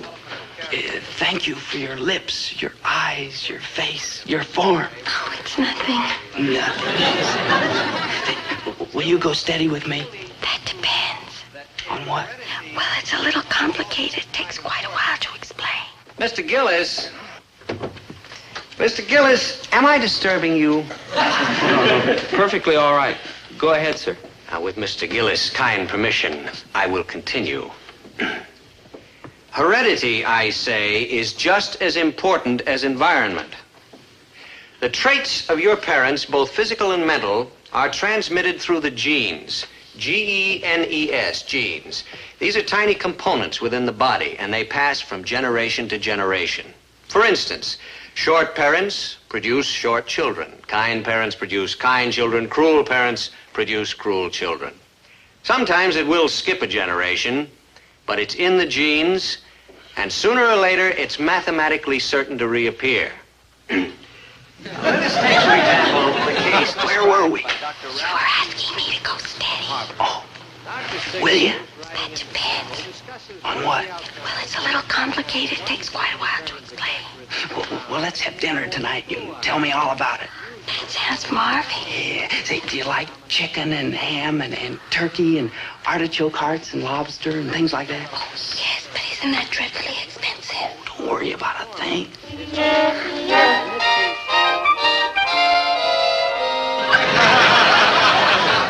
Some more lobster? No, thank you. Vienna sausage? No, thank you. I know. How about some olives? Well. Nice, lovely, ripe olives. 65 cents a jar. Wonderful. Gee. Try some. Good. Would you like something else? No, thank you. All right, then. Tell me now. What is it you wanted to ask me? A very important question. Yes, my darling. Yes, my precious dove. How do you feel about children? Oh, I can take them or leave them. In that case, you're not for me. Thank you very much for dinner. Oh, wait. I'm mad about children. In fact, every morning I rush to my doorstep, hoping somebody's left a foundling during the night. Good. You are just the kind of man I've been looking for. Your search is ended, madam. You're cute. You are the sun and the moon.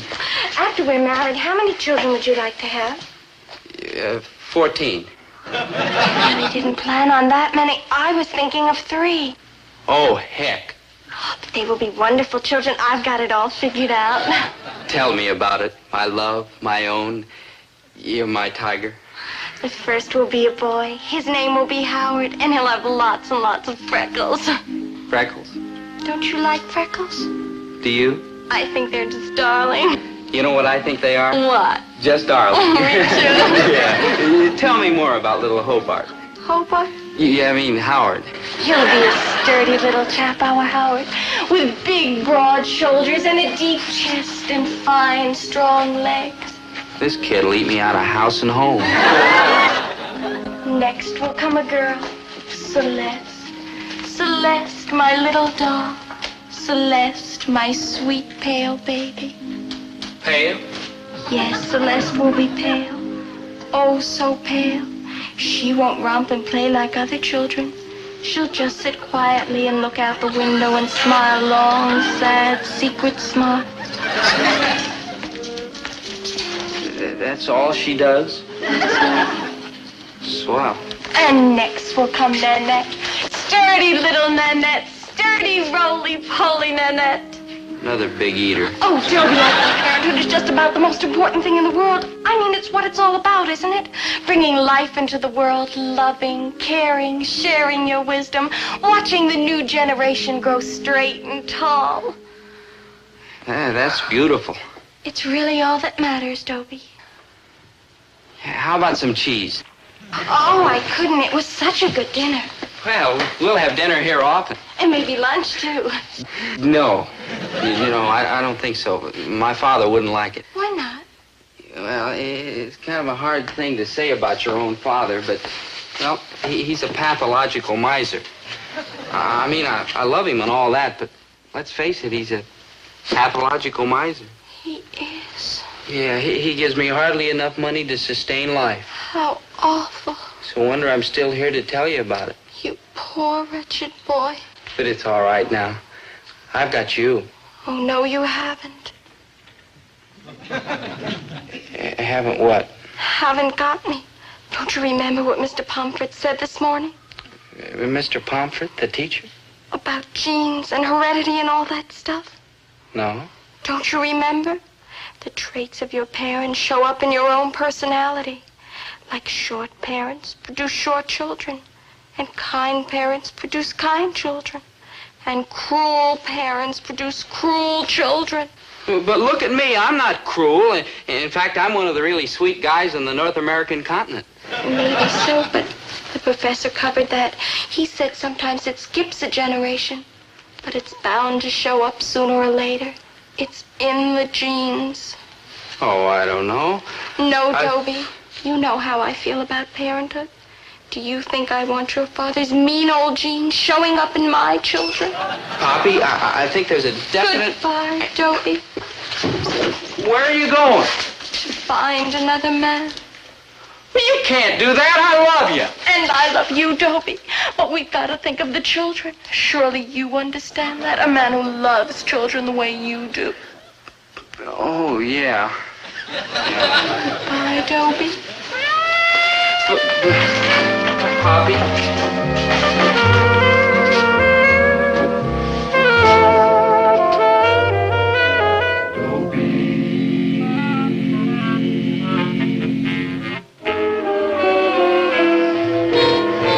I have found there are a few problems which will not yield to the hot white light of sustained thinking. Now, I've got a problem with Poppy. A big, fat problem. She won't see me. She won't talk to me. She won't open my notes. Do I give up? No, sir. I put my brain to work on it. I've got a plan. Daddy. Did you give Poppy the message? Yeah, man. You told her it was an emergency? Oh, like life and death, man. Well? She's gonna be here like in 2 minutes. Good lad. Maynard, you ought to get yourself a girl. Oh, not me, Big Daddy. I've tried girls, and it's like nowhere. They spend my money, they won't kiss me goodnight, and they giggle about me in the powder room. You try girls if you wanna. Me, I'm sticking to jazz. What's the big emergency? The emergency is I can't live without you. Now, Dobie, I told Poppy, I have a confession to make. I was lying to you about my father. He's not cruel at all. Then why'd you say he was? Just trying to win your sympathy is all. I don't believe you. Oh, honest, Poppy, he's a great guy. A prince. One of the sweetest, gentlest, most generous men I ever met in my life. And I want you to meet him, too. See for yourself what a perfectly marvelous man he really is. Why don't I pick you up this afternoon and take you over to the store to meet him? Pick me up and what? You haven't got a car. Well, you'll see. All right, Dobie. Goodbye. Goodbye. Where are you going? I have something important to do. Well, what's more important than sitting with me? Babysitting. Surely you understand that, a man who loves babies the way you do. Oh, yeah. Hey, goodbye, little mother. Well, I've got an easy afternoon. All I have to do is turn my father into a sweet, kind, gentle, considerate man. No! No, I can't wait until tomorrow. You get out here and fix this cash register today. What kind of service do you people give anyway? So the cash register's 25 years old. Why shouldn't it work? I'm 45 years old and I'm still working. Today, do you hear? My, you're in a jolly mood today. As a matter of fact, I am. Well, how would you like a new hat to go with that new dress? of course. You got it, baby. My, I wish I had a witness. No, honest. The hat's yours. Scout's honor. Why, thank you, dear. I guess I shouldn't ask, but what happened? Well, I was checking the stock this morning, and you know all those gourmet items we thought we were stuck with? The fancy stuff, the canned lobster, ripe olives, imported sardines, artichoke hearts. Well, they've been moving. They have? They have. At least they're gone, so somebody must have bought them. I suppose so. You know, there's a lot of profit in those items, and I figured why shouldn't my Winnie get in on it, too? You're sweet, Herbert. Oh, you're sugar, brown, powdered, and granulated. You're a good man, Herbert. And you're a good woman, Winnie. And we have a good son. That's open to debate. Now, Herbert. All right. He's a good kid, but... But nothing. Someday you're going to be very proud of him.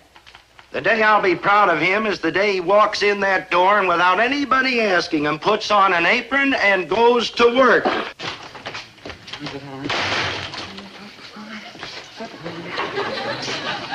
What are you made up for? I'm reporting for work, Dad.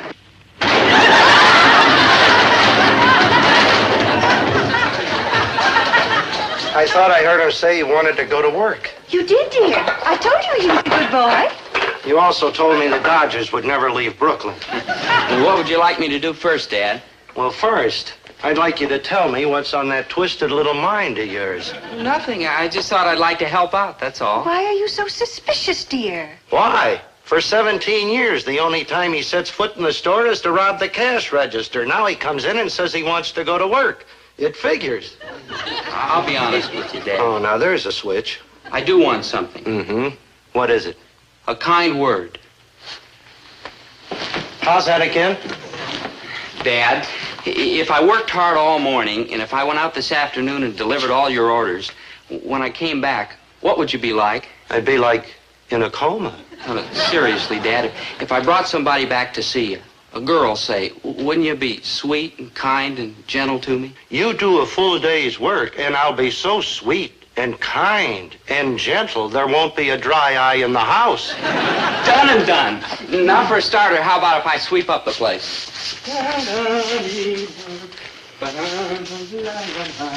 Well, smarty pants.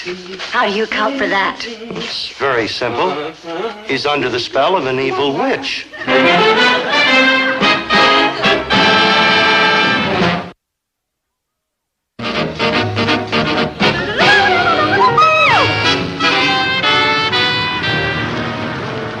This is the first time I've ever ridden in a truck. It's fun. Listen, you stick with me, kid, and before long I have you riding in diesels, tractors, moving vans.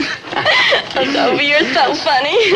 And you're so beautiful and wonderful and exciting and round and white and pink and lovable.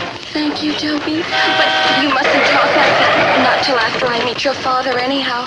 Remember, we're a separated couple. Oh, not for long. No, wait till you meet Dad. What a darling, sweet, tender, loving man. What is he? Hey, how would you like an apple?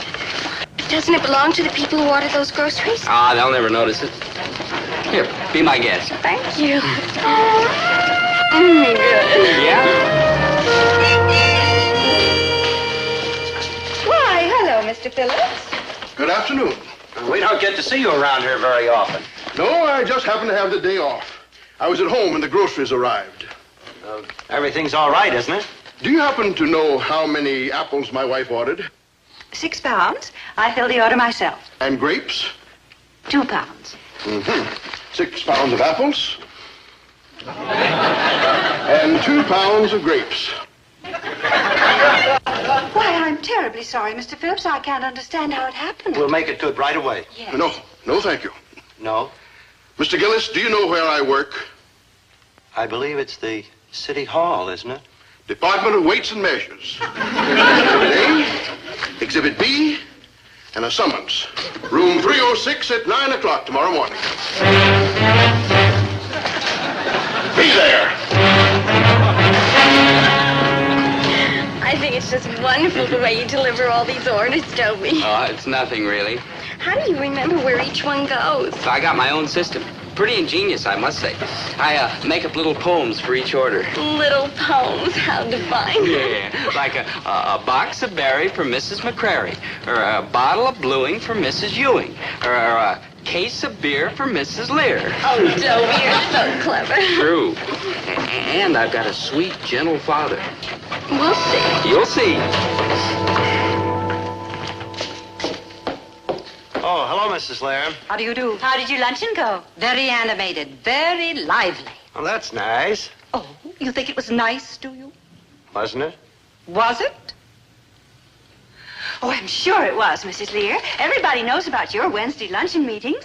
Why, they're legendary. Thank you. And who comes to my Wednesday luncheons, Mrs. Gillis? Your club. The Militant Women's League Against Alcohol. Correct. The Militant Women's League Against Alcohol, of which I was the president until this afternoon. And do you want to know why I am no longer president? No, I don't think so. What happened, Mrs. Lear? Your son, what's his name? Dobie? Well, that's close enough. Your son, Dobie, came into my house carrying a case of beer. A case of beer? Oh, no. Oh, yes. And this is why I am no longer president. My attorney tells me I have a clear case of defamation of character. And you, I take it, are her attorney. Room 409, City Hall, tomorrow morning, 9 o'clock. But, mister, I can't make it at 9 o'clock. Be there. Well, that's the last of them.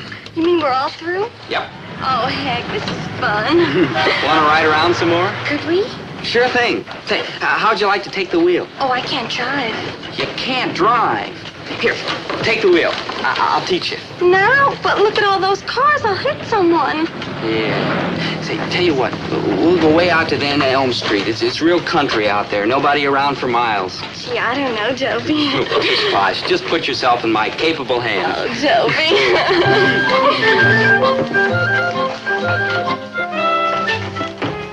Good afternoon. My name is Toynbee. Yes? I am a bird watcher. Well, there are no birds in here. True, but you know where there's heaps of them? Look, mister, I got lots of trouble today. At the end of Elm Street, there's heaps of birds. Swell. Know what I saw out there a little while ago?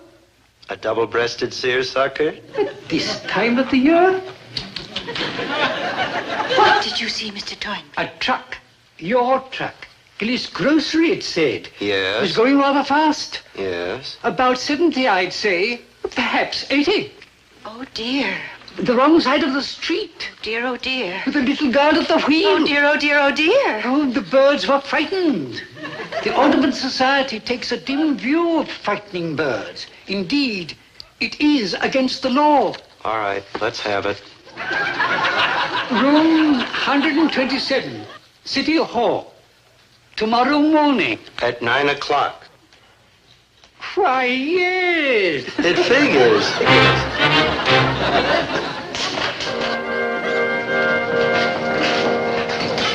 Thank you, Dobie. This was one of the nicest afternoons of my whole life. And it's not over yet, because in a minute you're going to meet my father. You'll change your mind about those jeans. What a fine man. What a fine gentleman. So considerate, so tender, so loving, so human, so gracious, so mild. Mother, darling, this is Poppy Herring. Where's dear Dad?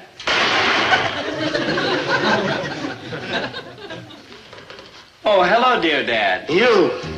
Dear Dad. You. No good. Imbecile. Why is But you love him, I had to kill this boy, Winnie. I just got to consider a man. Stand still. I want to talk to you. Don't worry, dear. He's never caught him yet. Poppy's really a great man. Dobie, shame on you. I wouldn't have your dirty old jeans for anything. Dirty old jeans. I just put these on this morning. Herbert, give me that. All right. I'll kill him tomorrow.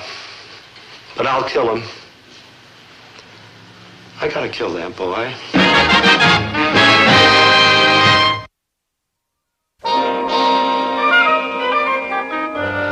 Dobie? What are you thinking about? As a matter of fact, Maynard, I'm thinking about you. Yeah? Yeah. Yeah, I'm thinking what a good friend you are. What a great comfort to me. Oh, it's like nothing, Dobie. Oh, you're wrong. It's the most important thing I've got.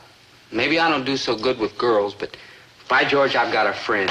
A real friend. Sure, Dobie. And I'll be your buddy like forever. And if there's ever anything you need, just call me. Because that's what friendship is, good buddy. I mean, take David and Jonathan, and Damon and Pythias and all them cats. Oh, they really like...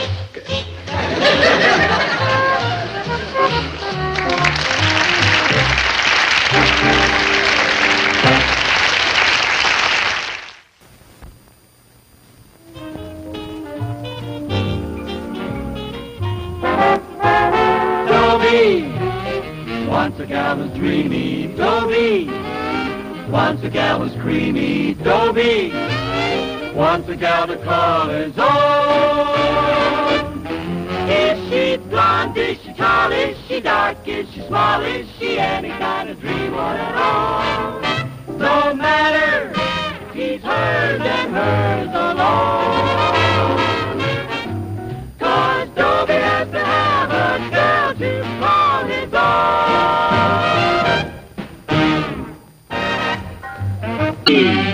Once a gal was dreamy, Dobie. Once a gal was creamy, Dobie.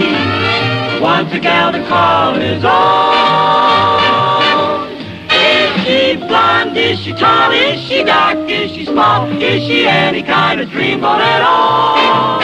No matter, he's hers and hers alone. Dobie. Nope. I guess it can't be done. I was just trying to figure if there was some way of getting into the world without going through parents. The trouble is my parents don't understand me. Of course, a lot of the time, I don't understand me. But they're supposed to be smarter than I am. The real problem is my parents are undependable. Now, I wouldn't complain if they were just normally undependable like everybody else's parents. But when you can't even depend on their being undependable, that's really undependable. Now, you take my birthday, for instance. The day before my birthday, I laid it right on the line for him. Mom, you know what I want for my birthday? What's that, dear? I want you to forget the whole thing. That's enough sugar, Dobie. Just because you're a year older. Why the big fuss? Birthday parties with silly-looking hats and horns. That's for kids. Who needs it? Why don't you just put the cereal in the sugar bowl? Yeah, but sugar is energy. It is also 9 cents a pound, wholesale. So do me a favor, huh? Tomorrow for my birthday, don't even mention it. Okay? Okay. You see what I mean about parents? Could I have made it any plainer? Could I? I said, don't even talk about it. So the next morning is my birthday, and what happens? They don't even mention it. Now, Herbert, remember, it's Dobie's birthday, but we're not going to say a word about it. Not a single word. You know, Winnie, that's the first time in his life that boy has shown any sense about anything. Why, that party would have cost a fortune in cold cuts alone. Oh, we're still going to have the party. Not to mention the way those kids can eat cake and ice cream and guzzle what? I said we're still going to have the party. I will not break my vow to that boy. He sat right over there yesterday morning and he said, I do not want a party. And that's exactly what he is not going to get. A party. But of course he wants one, and it'll be a wonderful surprise. Can't you just see his face? Oh, I can just see his face, and he's stuffing it with cold cuts. I'm going down to the store. I'll be down as soon as I've given Dobie his breakfast. Lock up the sugar, huh? Good morning, good morning, good morning, good morning, good morning. Good morning, dear. Well, what do you say? Drink your juice. Sure is a beautiful day, isn't it? I guess so, dear. I really hadn't noticed. I mean, it's a special kind of beautiful day, you know, like it's kind of a special kind of a day. How will you have your eggs? Fried or scrambled? Is that all you're going to say is about eggs? Well, I have to know how you want them, dear. I guess I'm not very hungry, Mom. I'll just get a chocolate milk downstairs. Dobie? I'll see you later, Mom. It's okay. No, it isn't. But it's going to be. Good morning, Dad. Oh, you think so, huh? Sure is a beautiful day, isn't it? Well, when I get a minute, I'll take a look at your beautiful day. Only by then it'll be night. Yeah, I mean, it's a special kind of beautiful day, you know, like a once-a-year day. Kind of a special day. You mean a special day like when you come home from school and put on an apron and go to work in the store? I gotta go to school, Dad. I'll see you later. Dobie! So it's all right, Dad. Okay. 17 years ago today, I was yelling for a boy. Okay. Okay.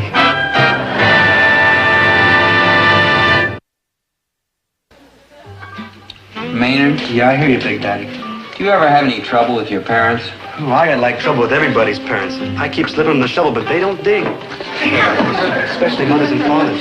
I mean, how much would it cost them to say happy birthday and give me a couple of presents? Man, it really turns you on, don't it? It's not like I wanted anything big. I'd have taken anything. Just a token. Like a cashmere jacket, maybe. You want some records? Or a cashmere sweater. Want some records? 2 lousy presents. And what do I get? Happy birthday? No, not even happy orange juice. So long, Maynard. Where you going? Home. Well, hold it, man. I'll like fly with you. Hey, Dove, did I wish you happy birthday? No. Happy birthday. Thanks.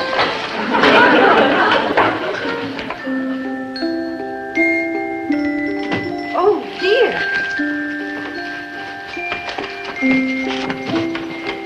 Oh, hi, Mom. Hello, Dobie. Well, Maynard. Mom. My, you're quite a stranger. We haven't seen you since yesterday. Yeah, I've been like busy. Mom, could we have some cookies and chocolate milk? We're going to watch TV. Well, I guess that can be arranged, yes. You go on inside, and I'll bring you the cookies later. Thanks, Mom. Come on, Maynard. Not Maynard.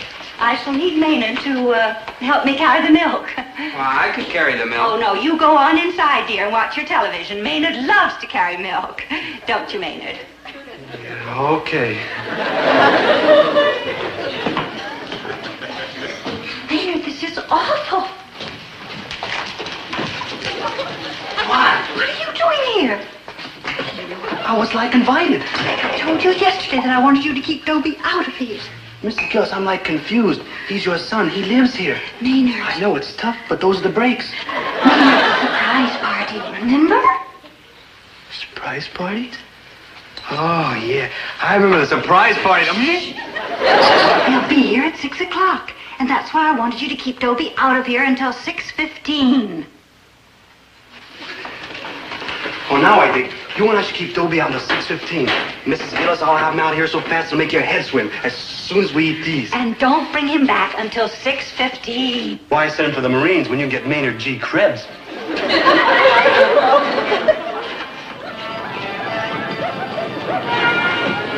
Here you are, Dope. Yours got some of the milk spilled on it. Hey, Dope, I got an idea. Let's go over to my house. What for? We can, like, watch television. We're watching it. Well, how about run down to Wong's for a malt? We just had a malt. Or we could have another. You got any money? No.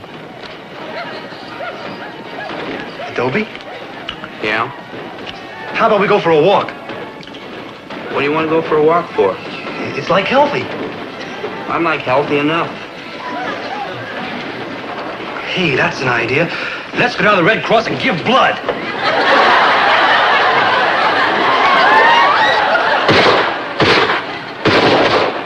Hey, did you see that? Man, that's shooting. I got it. Let's go down and shoot some pool. Come on. Oh, I'm not allowed to shoot pool. Well, we could play handball, stickball, hopscotch. Maynard, what's the matter with you? Me? Nothing's the matter with me. Then sit down and watch the picture and shut up.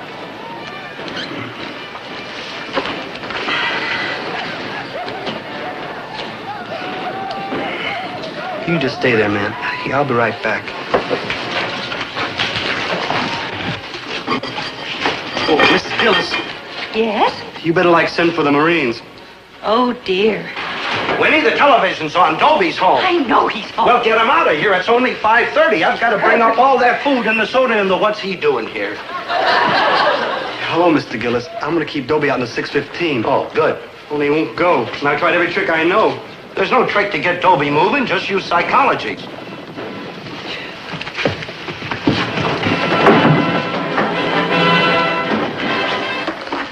Dobie, I was thinking, as long as you're not doing anything, maybe you'd give me a hand down in the store. What? I got a big order to fill. 50 ham sandwiches. Oh, gee, I almost forgot that. Maynard and I have to go out. Come on, Maynard. I'd love to help you. That's important. Real important. Yeah. 17 years ago today, I was yelling for a boy.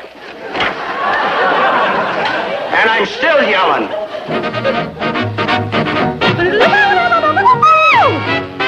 I'd like to tell them to forget your birthday party. So they wouldn't forget it. Oh, life's a shambles. That's what it is. I'm going home. Wait a minute, Dobe, you can't. I can't what? How can you go home? It's not 6 o'clock yet. What's that got to do with it? Well, you know, it's like you go home now, it's down to the salt mines. What salt mines? The store, man. The sandwich and potato salad factory. Oh, yeah. Yeah. Yeah, I forgot. I better go home anyway. No, Dobe, wait. There's nothing to do. We'll find something to do. We'll, look at girls. Ah, who wants to look at girls? What girls? Oh, the park's crawling with them. We'll just sit here and look, okay? Okay.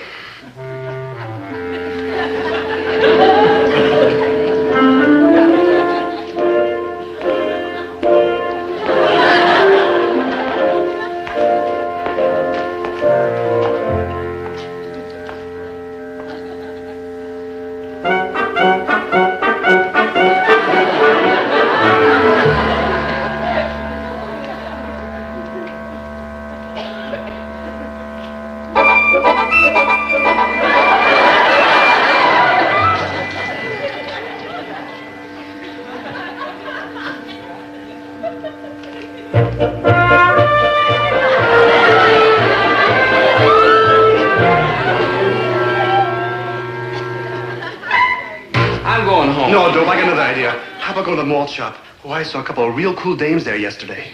How cool? Yeah, frosty cool. Okay. You know, what if there's no girls? We could have another malt. With what? We're broke.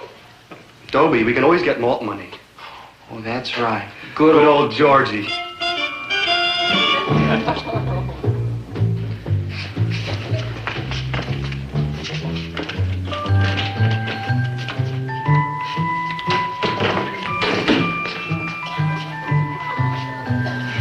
Okay. Here you go, Georgie. 6 empty bottles at a nickel apiece. That's 30 cents. You know what to do.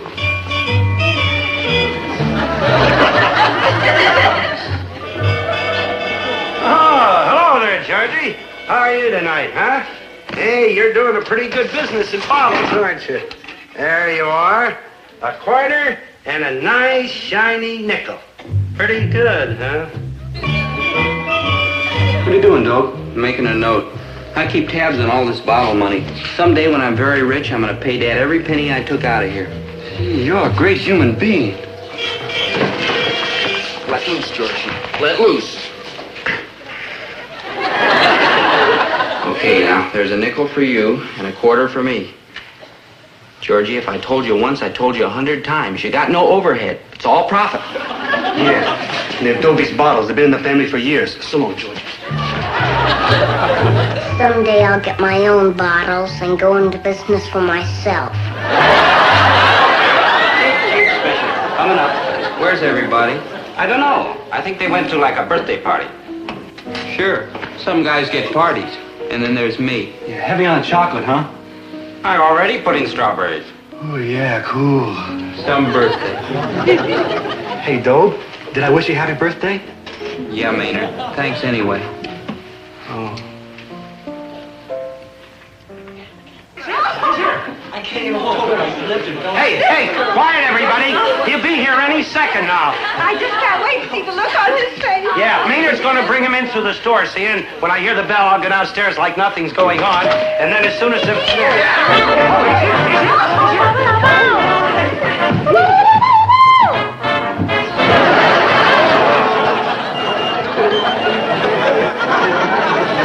I don't want another malt, man.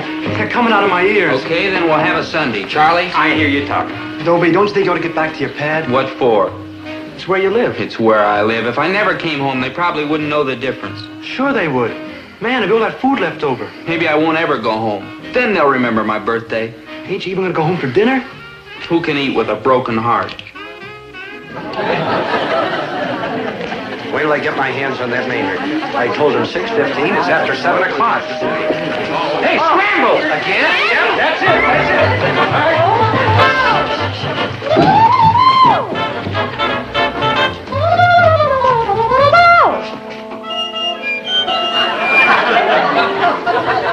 Oh, we're so close. Why don't you go up and just say, like, hello? Because I don't want to go up and say hello. Dobie, one lousy fight of stairs, one lousy hello. I said no. They wouldn't happy birthday me. I'm not going to hello them.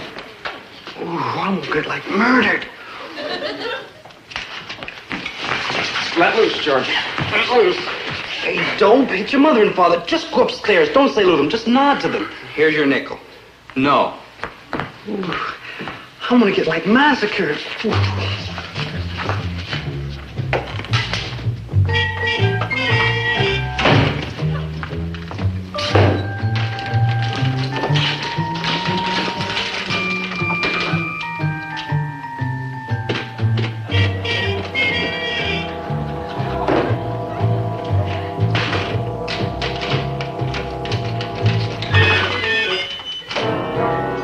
Georgie, this is a 400-pound test padlock, and I have the only key. True?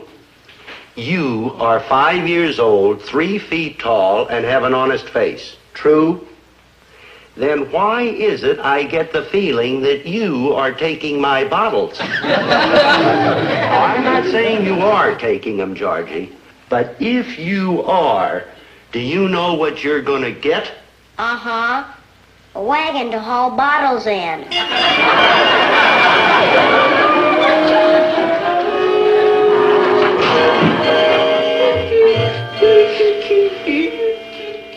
Yeah, poor little kitty. Poor little homeless kitty. Your troubles are over. I'll make a home for you, feed you. You'll have somebody to take care of you. Just the two of us. Two of a kind against the world. Be it ever so humble, there's no place like home. Why are you singing that? It's like a home song. Listen, Maynard, I'm not going home. Now, will you just clam up and stop trying to talk me into going home? I'm not trying to talk you into going home. Why would I try to talk you into going home? Well, might as well go home. Yeah. What's the matter? It bit my hand. Same hand that Georgie bit? No, the other one. Everybody's against me. Kids, cats, people. Dope? I am not going home.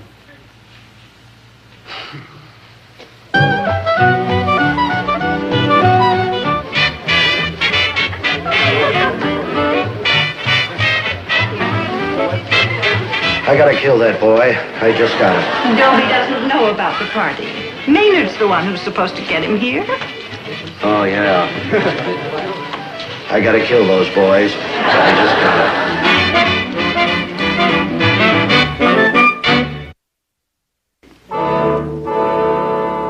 Home, home, sweet, sweet home. Just give me, oh, give me the pleasures of home.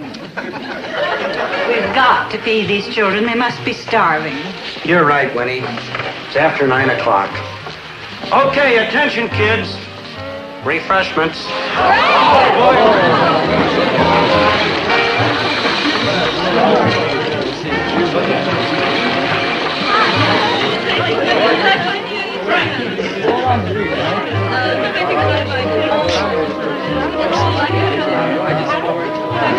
Yes, sir.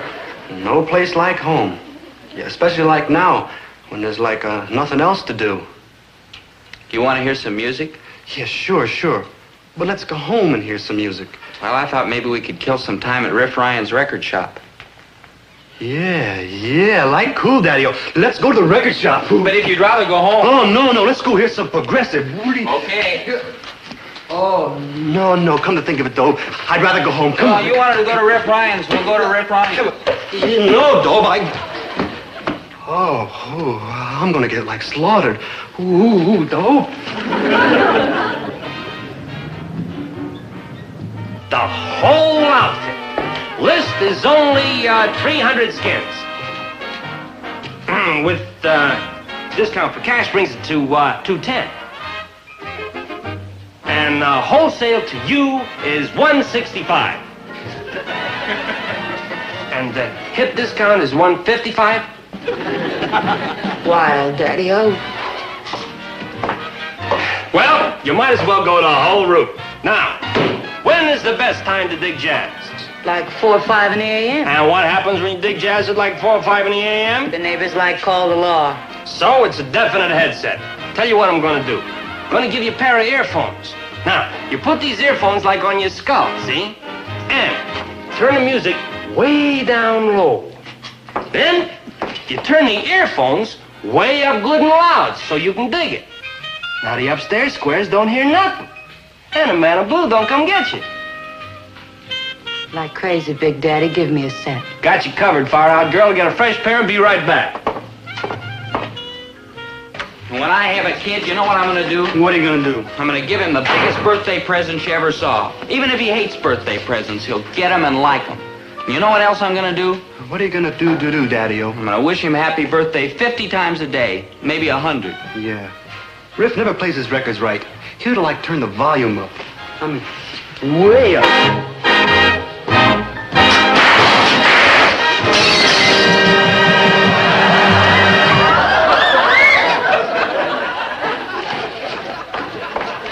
What's the idea, Maynard?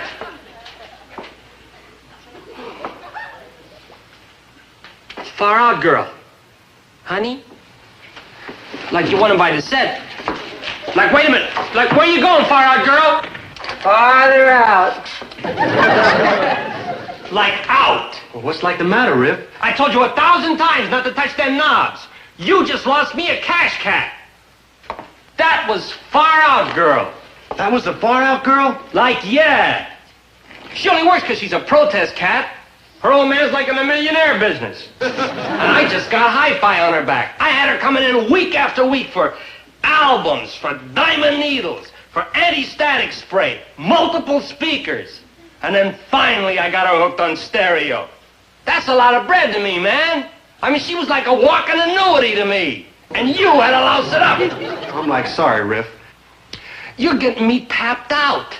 Tapioca City, Bankruptsville. I mean, you play them records like 200-300 times. They're so thin, they play both sides at once. Man, you know somebody comes in here with a fistful of them president's pictures. He wants to buy a record. He don't want to hear the flip side at the same time. I mean, that just ain't right, man. You cooling me, Riff? Like, yeah. Well, that's like rough, Riff. What can I do, Maynard? I mean, I like you. Like, thanks. But I can't afford you. I mean, I got like a wife. And like... Like kids? Yeah, they are a little like kids. But they're looking to me for bread and a pad and all that jazz. Now, if you could see your way clear to take a cab, I'd like appreciate it. Can I hear just one record? All right. What? Happy birthday. Happy birthday? Yeah, I heard a real nice recording a couple of years ago. I think it was Lawrence Welk. Lawrence Welk? Gave me kind of a lump in the throat. Dobie, like out. But like split, like now. We got no place to go. What about the Bijou, the movies at Gas, the monster who devoured Cleveland? No, the way I feel tonight, I'd be rooting for the monster. What about like school? At night? Night school? No, Riff. What about like home? Hey, that's a swinging idea, Riff. You got like a hip head in your shoulders. Come on, Dobe, we'll go home. Okay, we might as well. Like so long. Like likewise. See you later. Like real later. Like never. Kel Fink. You want to come up? No, but I think I'd better. Hey, look, somebody forgot a pickle. Maybe I could mail it to him. No. I haven't seen such eating since the mess hall. Well, they're healthy kids. That's right. Everybody's got healthy kids but me. Mine, he's sick. Why, Herbert? Well, what else can you say about a kid that doesn't even show up at his own birthday party? It's like over, huh? I ought to, like, break your neck. What's all these dishes? Did you have some people over? Yes, we had some people over. We had a lot of people over, and they ate a lot of food, and it cost a lot of money. Dobie, you missed your whole birthday party. Party? You mean you went to all this trouble just because it was my birthday? Well, naturally. Mom, how many times did I tell you? Birthdays are for kids. What did you and Dad have to go and give me a party for? Who needs it?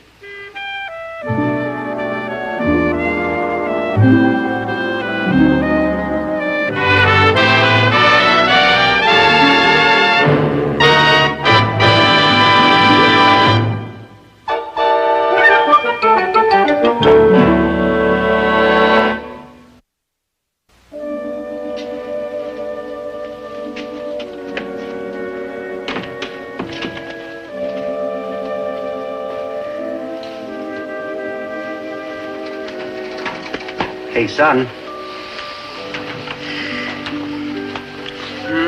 What's the matter?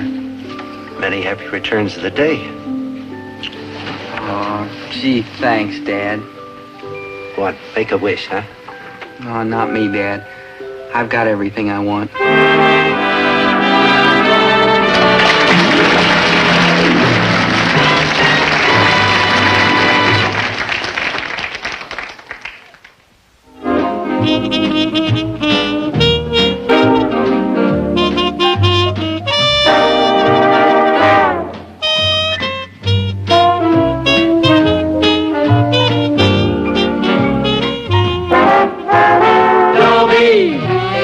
Once a gal was dreamy, Dobie. Once a gal was creamy, Dobie. Once a gal to call his own.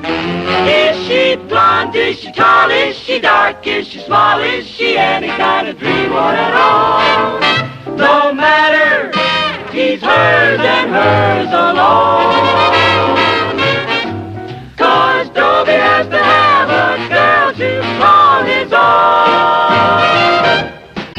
Once a gal was dreamy, Dobie. Once a gal was creamy, Dobie. Once a gal to call his own. Is she blonde? Is she tall? Is she dark? Is she small? Is she any kind of dreamboat at all? No matter, he's hers and hers alone. Dobie.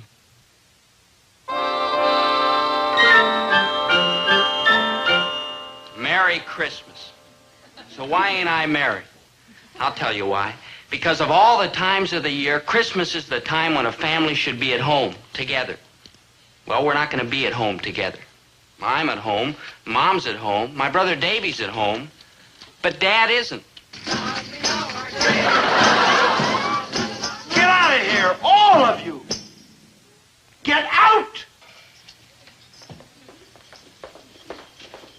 Hey, shut up. What are you trying to do, louse up the Christmas Day dinner? Don't say that word. Dinner? Christmas! You said it. Now bite my tongue out. Good. As long as you don't do anything to louse up those people bringing over that turkey dinner tomorrow. I don't want a turkey dinner tomorrow. Well, I do. Why do you think I get myself arrested on a Christmas Eve? It ain't easy to get arrested on a Christmas Eve. Knock it off, will you? All I can say is I went to a lot of trouble for this, so don't you do anything to louse it up or I'll... You what? You what? Here. What's going on here? What's going on here? I saw you, Gillis. You were out of your cell. Now, wasn't it nice? Come on now. Why don't you stay out? Go away. Gillis, be reasonable. We've been reasonable, haven't we? Answer me that, haven't we been reasonable? I told you before, I am staying in here until Christmas is over. Gillis, for the last time, we'll take you home. I'll take you home. In my own car. The official one. I'll even let you blow the siren.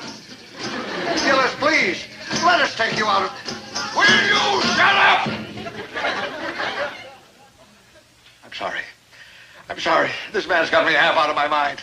As a matter of fact, he's got the whole city administration half out of his mind. If the city administration had half a mind to get out of, I wouldn't be in here. But I'm in here, and here I stay.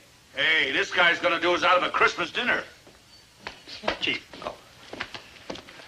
Oh, Judge, I'm glad you got here. I'm afraid this Gillis has got us licked. He may have us all licked. The Daily News is writing a story about me, calling me the world's meanest judge, because I threw Gillis in jail on Christmas Eve. But Gillis deserved it. The Daily News is just playing politics. Yeah, the kind of politics that can get us out of office next election. Now look, let me handle Gillis. I'm going to take care of him, see? I'll get down on both knees to him if I have to. Nice singing, folks. Keep it up.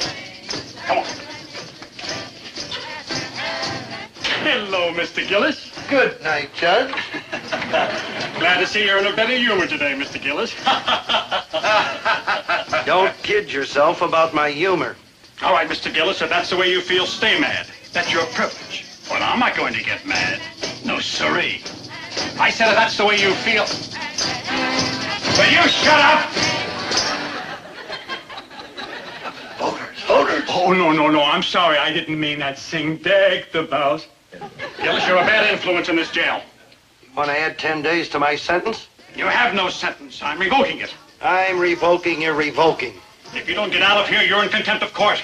I'm not in court. But I am the court. I am in contempt. Gillis, be reasonable. Look at it this way. You're not really mad at me. No? Well, the chief here. No. You're really mad at Christmas. No. What was that? I am not mad at Christmas. I am mad at people. People? People at Christmas. Yes, I know what you mean. I'll admit that when you came into my court yesterday, a little mad at people at Christmas. Well, I was a little mad at people at Christmas, too. And I dealt with you a little severely. A little too severely. I was wrong. There, I've said it. Thank you, Judge. Good. I'm glad it's all over. We'll just forget the whole thing. You forget the whole thing. I'll stay here. Oh, but Gillis, you can't stay here in this bare cell till Christmas is over. Why think of your family? I am. Good. That's why I'm staying here.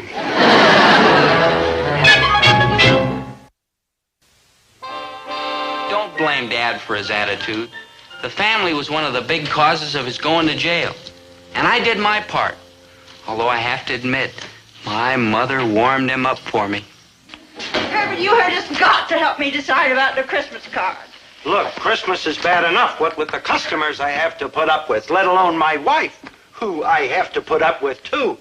Don't get me wrong, Winnie. You're a wonderful woman. But comes Christmas, blip, you flip, just like everybody else. Now, please, again, please, don't bother me with the Christmas cards. Did you hear what I said, Winnie? Of course, dear. Herbert, you have just got to help me decide about the Christmas cards. Oh, my... We have to get the cards out. Why? Because it's Christmas. Why, and is it Christmas? That's the excuse for everything. Everybody goes nuts, and why, it's okay, it's Christmas. Oh, you just love to act like Scrooge. Who's acting? Listen, Herbert, I have to ask you about the Jorgensons. You asked me about the Jorgensons yesterday. I did? What did I ask you about them? You asked me whether we should send them a Christmas card. Really? And what did you say? I don't remember. You said they owe us a 3 months bill. All right, so that's what I said. But did you say to send them a card or not to send them a card? I said not to send them a card. Oh, all right. But then, if we sent them one, it might remind them about the bill. Then send them one. Make them feel guilty. Merry Christmas. Does that mean yes or no? I said send them a card. Oh, all right. But then 3 months is an awfully long time for them to owe us. Goodness, they might think we didn't mind. Then don't send them one. Okay. But then, Herbert, it is Christmas. Then send them one. Goodness, I only said it's Christmas. I know it's Christmas, and how do I know it's Christmas? Because my wife can't send out one Christmas card without calling a top summit conference. And old Mrs. Muller comes in here 4 times a day and gets the same thing she gets all year round. But now they are presents for people. And will I please gift wrap them? And why? Because she wants to get free Christmas wrapping paper. Well, would do that? No, you don't. This is a salami. Mrs. Muller buys a salami every week of the year. But this week, it's a present for her sister-in-law in Detroit, and will I please gift wrap it? Here, let me. She was in here a little while ago and wanted a can of sardines. Gift wrap for her nephew boy in Phoenix. Here, put your finger. There. Now we can get started checking. Good. The Christmas card lists. Yeah, Mom didn't help Dad's temper any. But let's be honest, neither did I.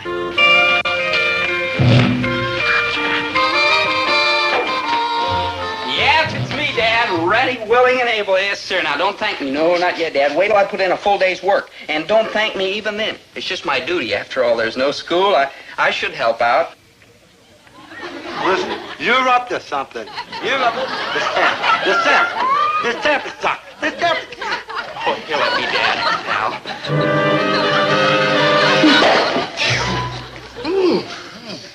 It's funny. I don't see how it could stick to a moist surface. My tongue happens to be a dry surface. I've licked over 2,000 of those things.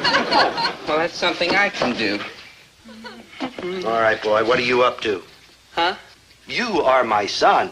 A tall, strong, healthy, all-American boy and as lazy as hound dog in possum season. So anytime I see you in this store wearing an apron and ready to go to work, I want to know, what are you up to? Ah, Dad. Speaking of Christmas presents... Nobody was. I can't figure out what to get Maynard. I have a suggestion, but how are you going to hang a bath on a Christmas tree? Now, seriously, Dad, what's really bugging me is what to get Mom. What are you giving her? Well, I haven't made up my mind yet. I was thinking of getting her a washing machine, but I don't think so. I think I'm going to get her a dryer. A clothes dryer? Yeah, she needs that more than she does a washing machine. After all, her scrub board's only 6 months old. Dad, listen. Don't argue with me, boy. I remember distinctly. I got it for her last August for her birthday. Dad, you don't understand women. True, an understatement, but basically true. Of course, I know a little about them, or you wouldn't be standing there. Well, I think you ought to get her something to remind her she's a woman. I have ways. You know, I mean, get her something gay, glamorous, frivolous. I already did. You. Now, seriously now, Dad. What would you suggest? You could get her something, say, from Paris. Well, if the French happen to make a good clothes dryer, I'll buy it for her. Oh, speaking of presents for women, reminds me.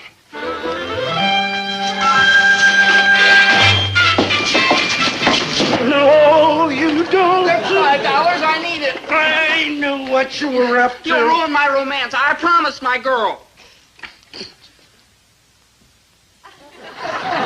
You'd have given it to me eventually anyway, Dad. Not until Christmas morning.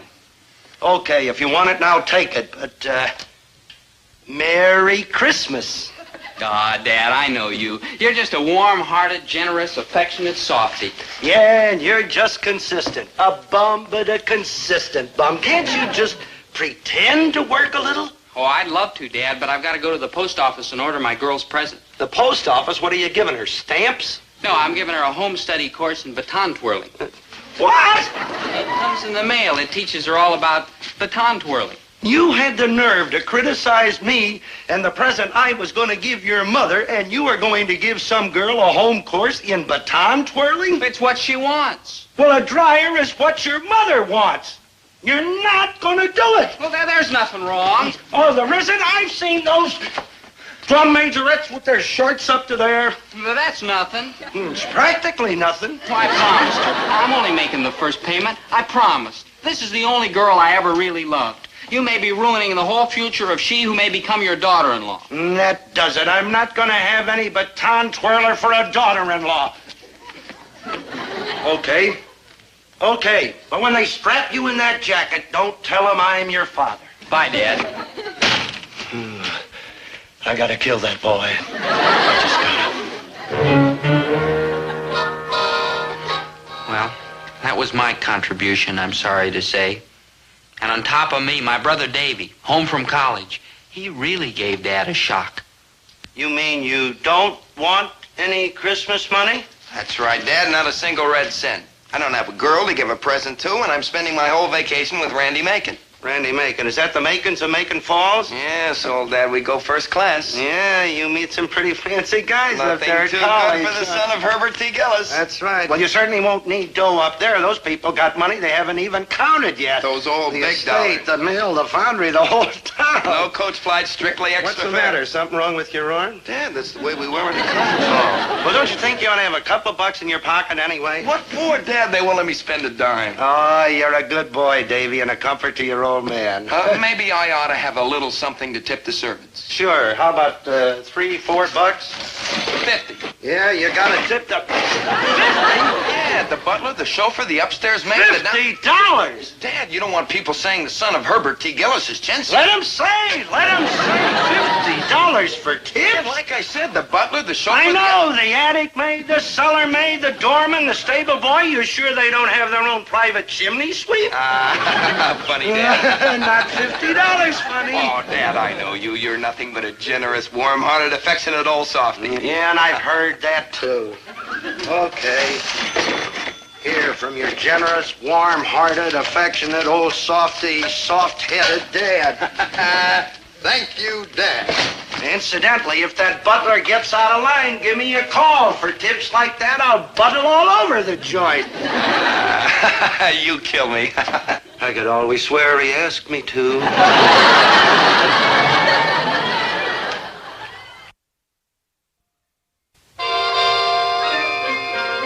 Well, that was the family's contribution to Dad's Merry, Merry Christmas. That's not all. His loyal, regular customers pitched in and helped, too. You want some customers? You want old Mrs. Muller, the Christmas wrapping paper thief? Or Mrs. Nichols, the fruit pincher? Mrs. Sedlitz, the candy taster? Or maybe Mrs. Dowell, who sends her kid with a list and the money, always 10 cents short and has yet to pay up? Or Mrs. Kenny? That's it. That's it exactly. I'm sorry it took so long, Mrs. Kenny, but the wholesaler didn't have anything like it in stock, and I had to have it made special. Oh, thank you so much, Mr. Gillis. You know, Charles will be so pleased. Your little boy? No, my husband. Your husband. Oh, he's going to give it to the kids, huh? This is for Charles. You see, I got him one 32 years ago for our first married Christmas. And this will be such a nice surprise. Oh, I think it was so sweet of you to go to all that trouble. Oh, glad to do it. And here it is. No. I can't hide a thing around that house at Christmas time. That's right. Kids will snoop out anything. No. Charles. Your husband? You know what I always say? I always say that a man is just a fat, bald boy. So you keep the cane and deliver it on Christmas Eve. But you better make it after 11 o'clock. After 11 o'clock at night on Christmas Eve? Charles always stays up for the late news. All right, Mrs. Kenny, and I'll just put the $3 on your bill.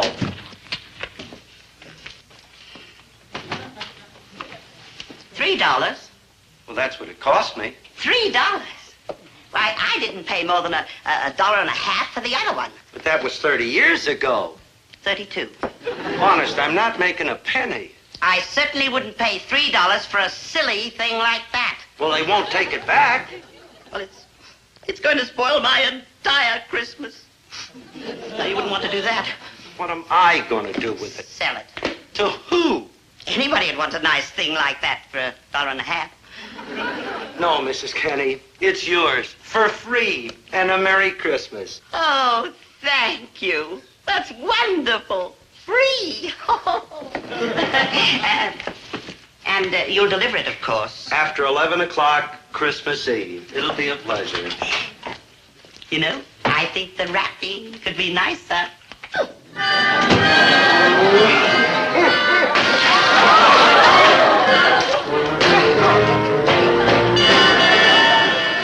Well, that's people. Sometimes it makes me wonder if I really want to grow up and be one. Dad says a small business isn't called small because of the amount of business you do, but because of the people you do it with. Thank you, and call again. And honest, that scale was checked just yesterday morning.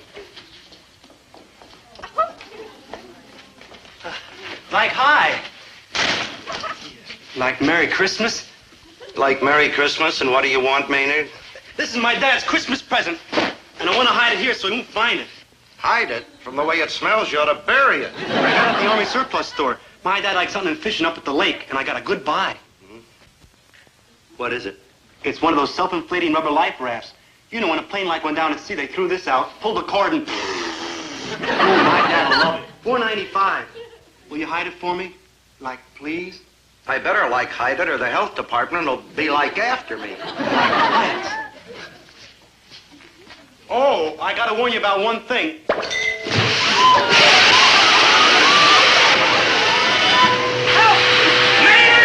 Yeah, that's the thing.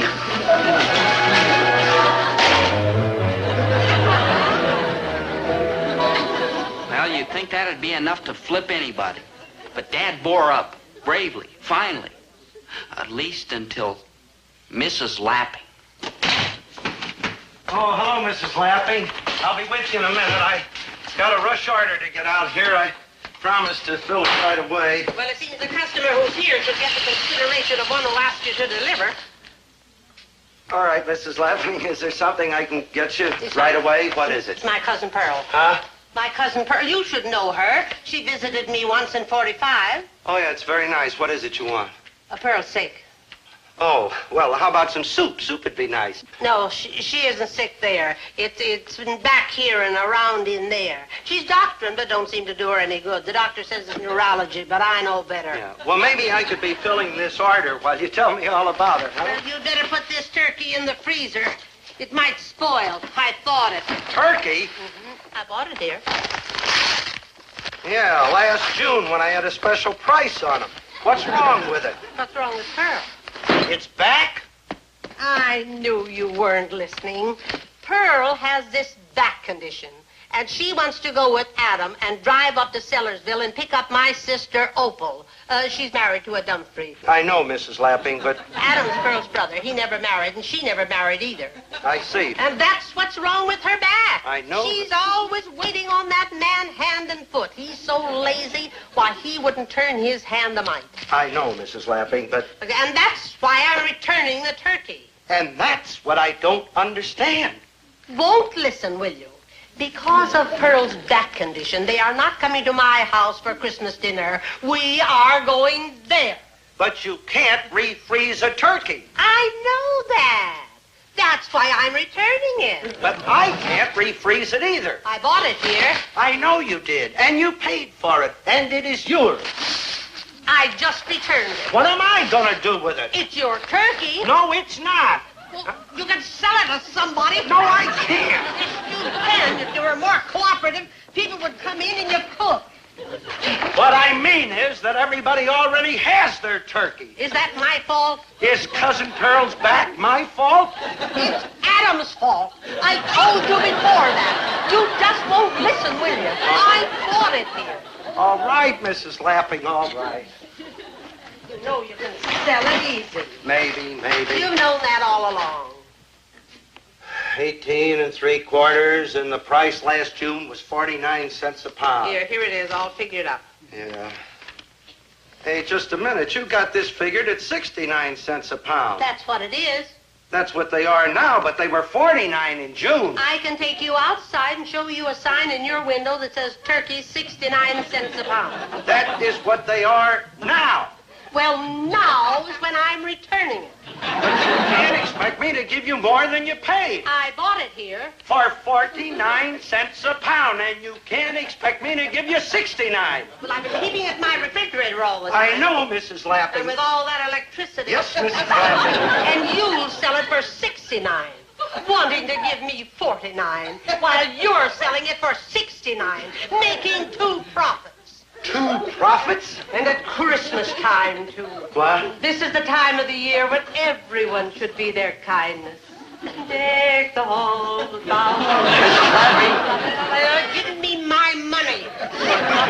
La, la, la, la, la. 'Tis the season to be jolly. Christmas cards, baton-twirling daughter-in-laws, life rafts, $50 for tips for the servants, gift-wrapped salami, and last year's turkeys. Merry Christmas! No.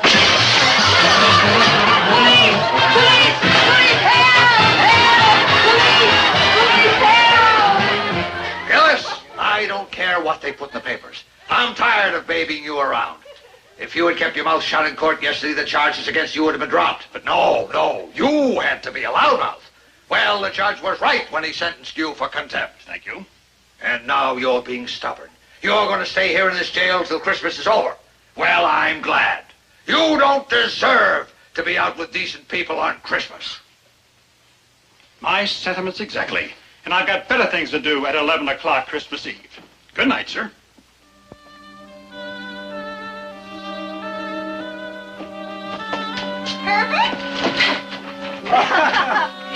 Hey, I didn't want you all coming down to a place like this. We brought you Christmas dinner, Dad. Yeah, and a tree. Naturally, we're all going to spend Christmas together, no matter where. Yeah. Well, you were supposed to go to a dance tonight. Shouldn't you be up in Macon Falls? They gave all that up to help me in the store. Help you in the store? Yes. Let's go.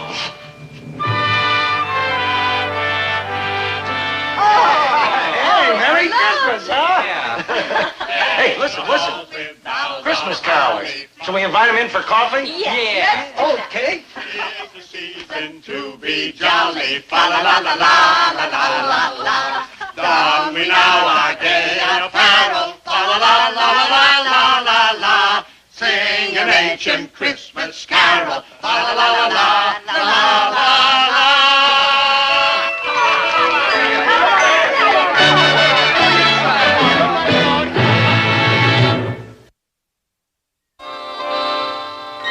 We're all together.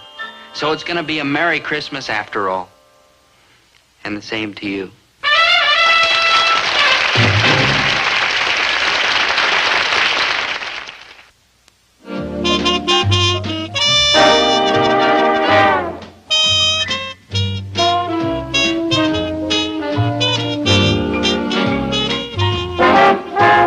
Dobie, once a gal was dreamy, Dobie. Once a gal was creamy, Dobie. Once a gal to call his own. Is she blonde? Is she tall? Is she dark? Is she small? Is she any kind of dreamboat at all? No matter, she's hers and hers alone.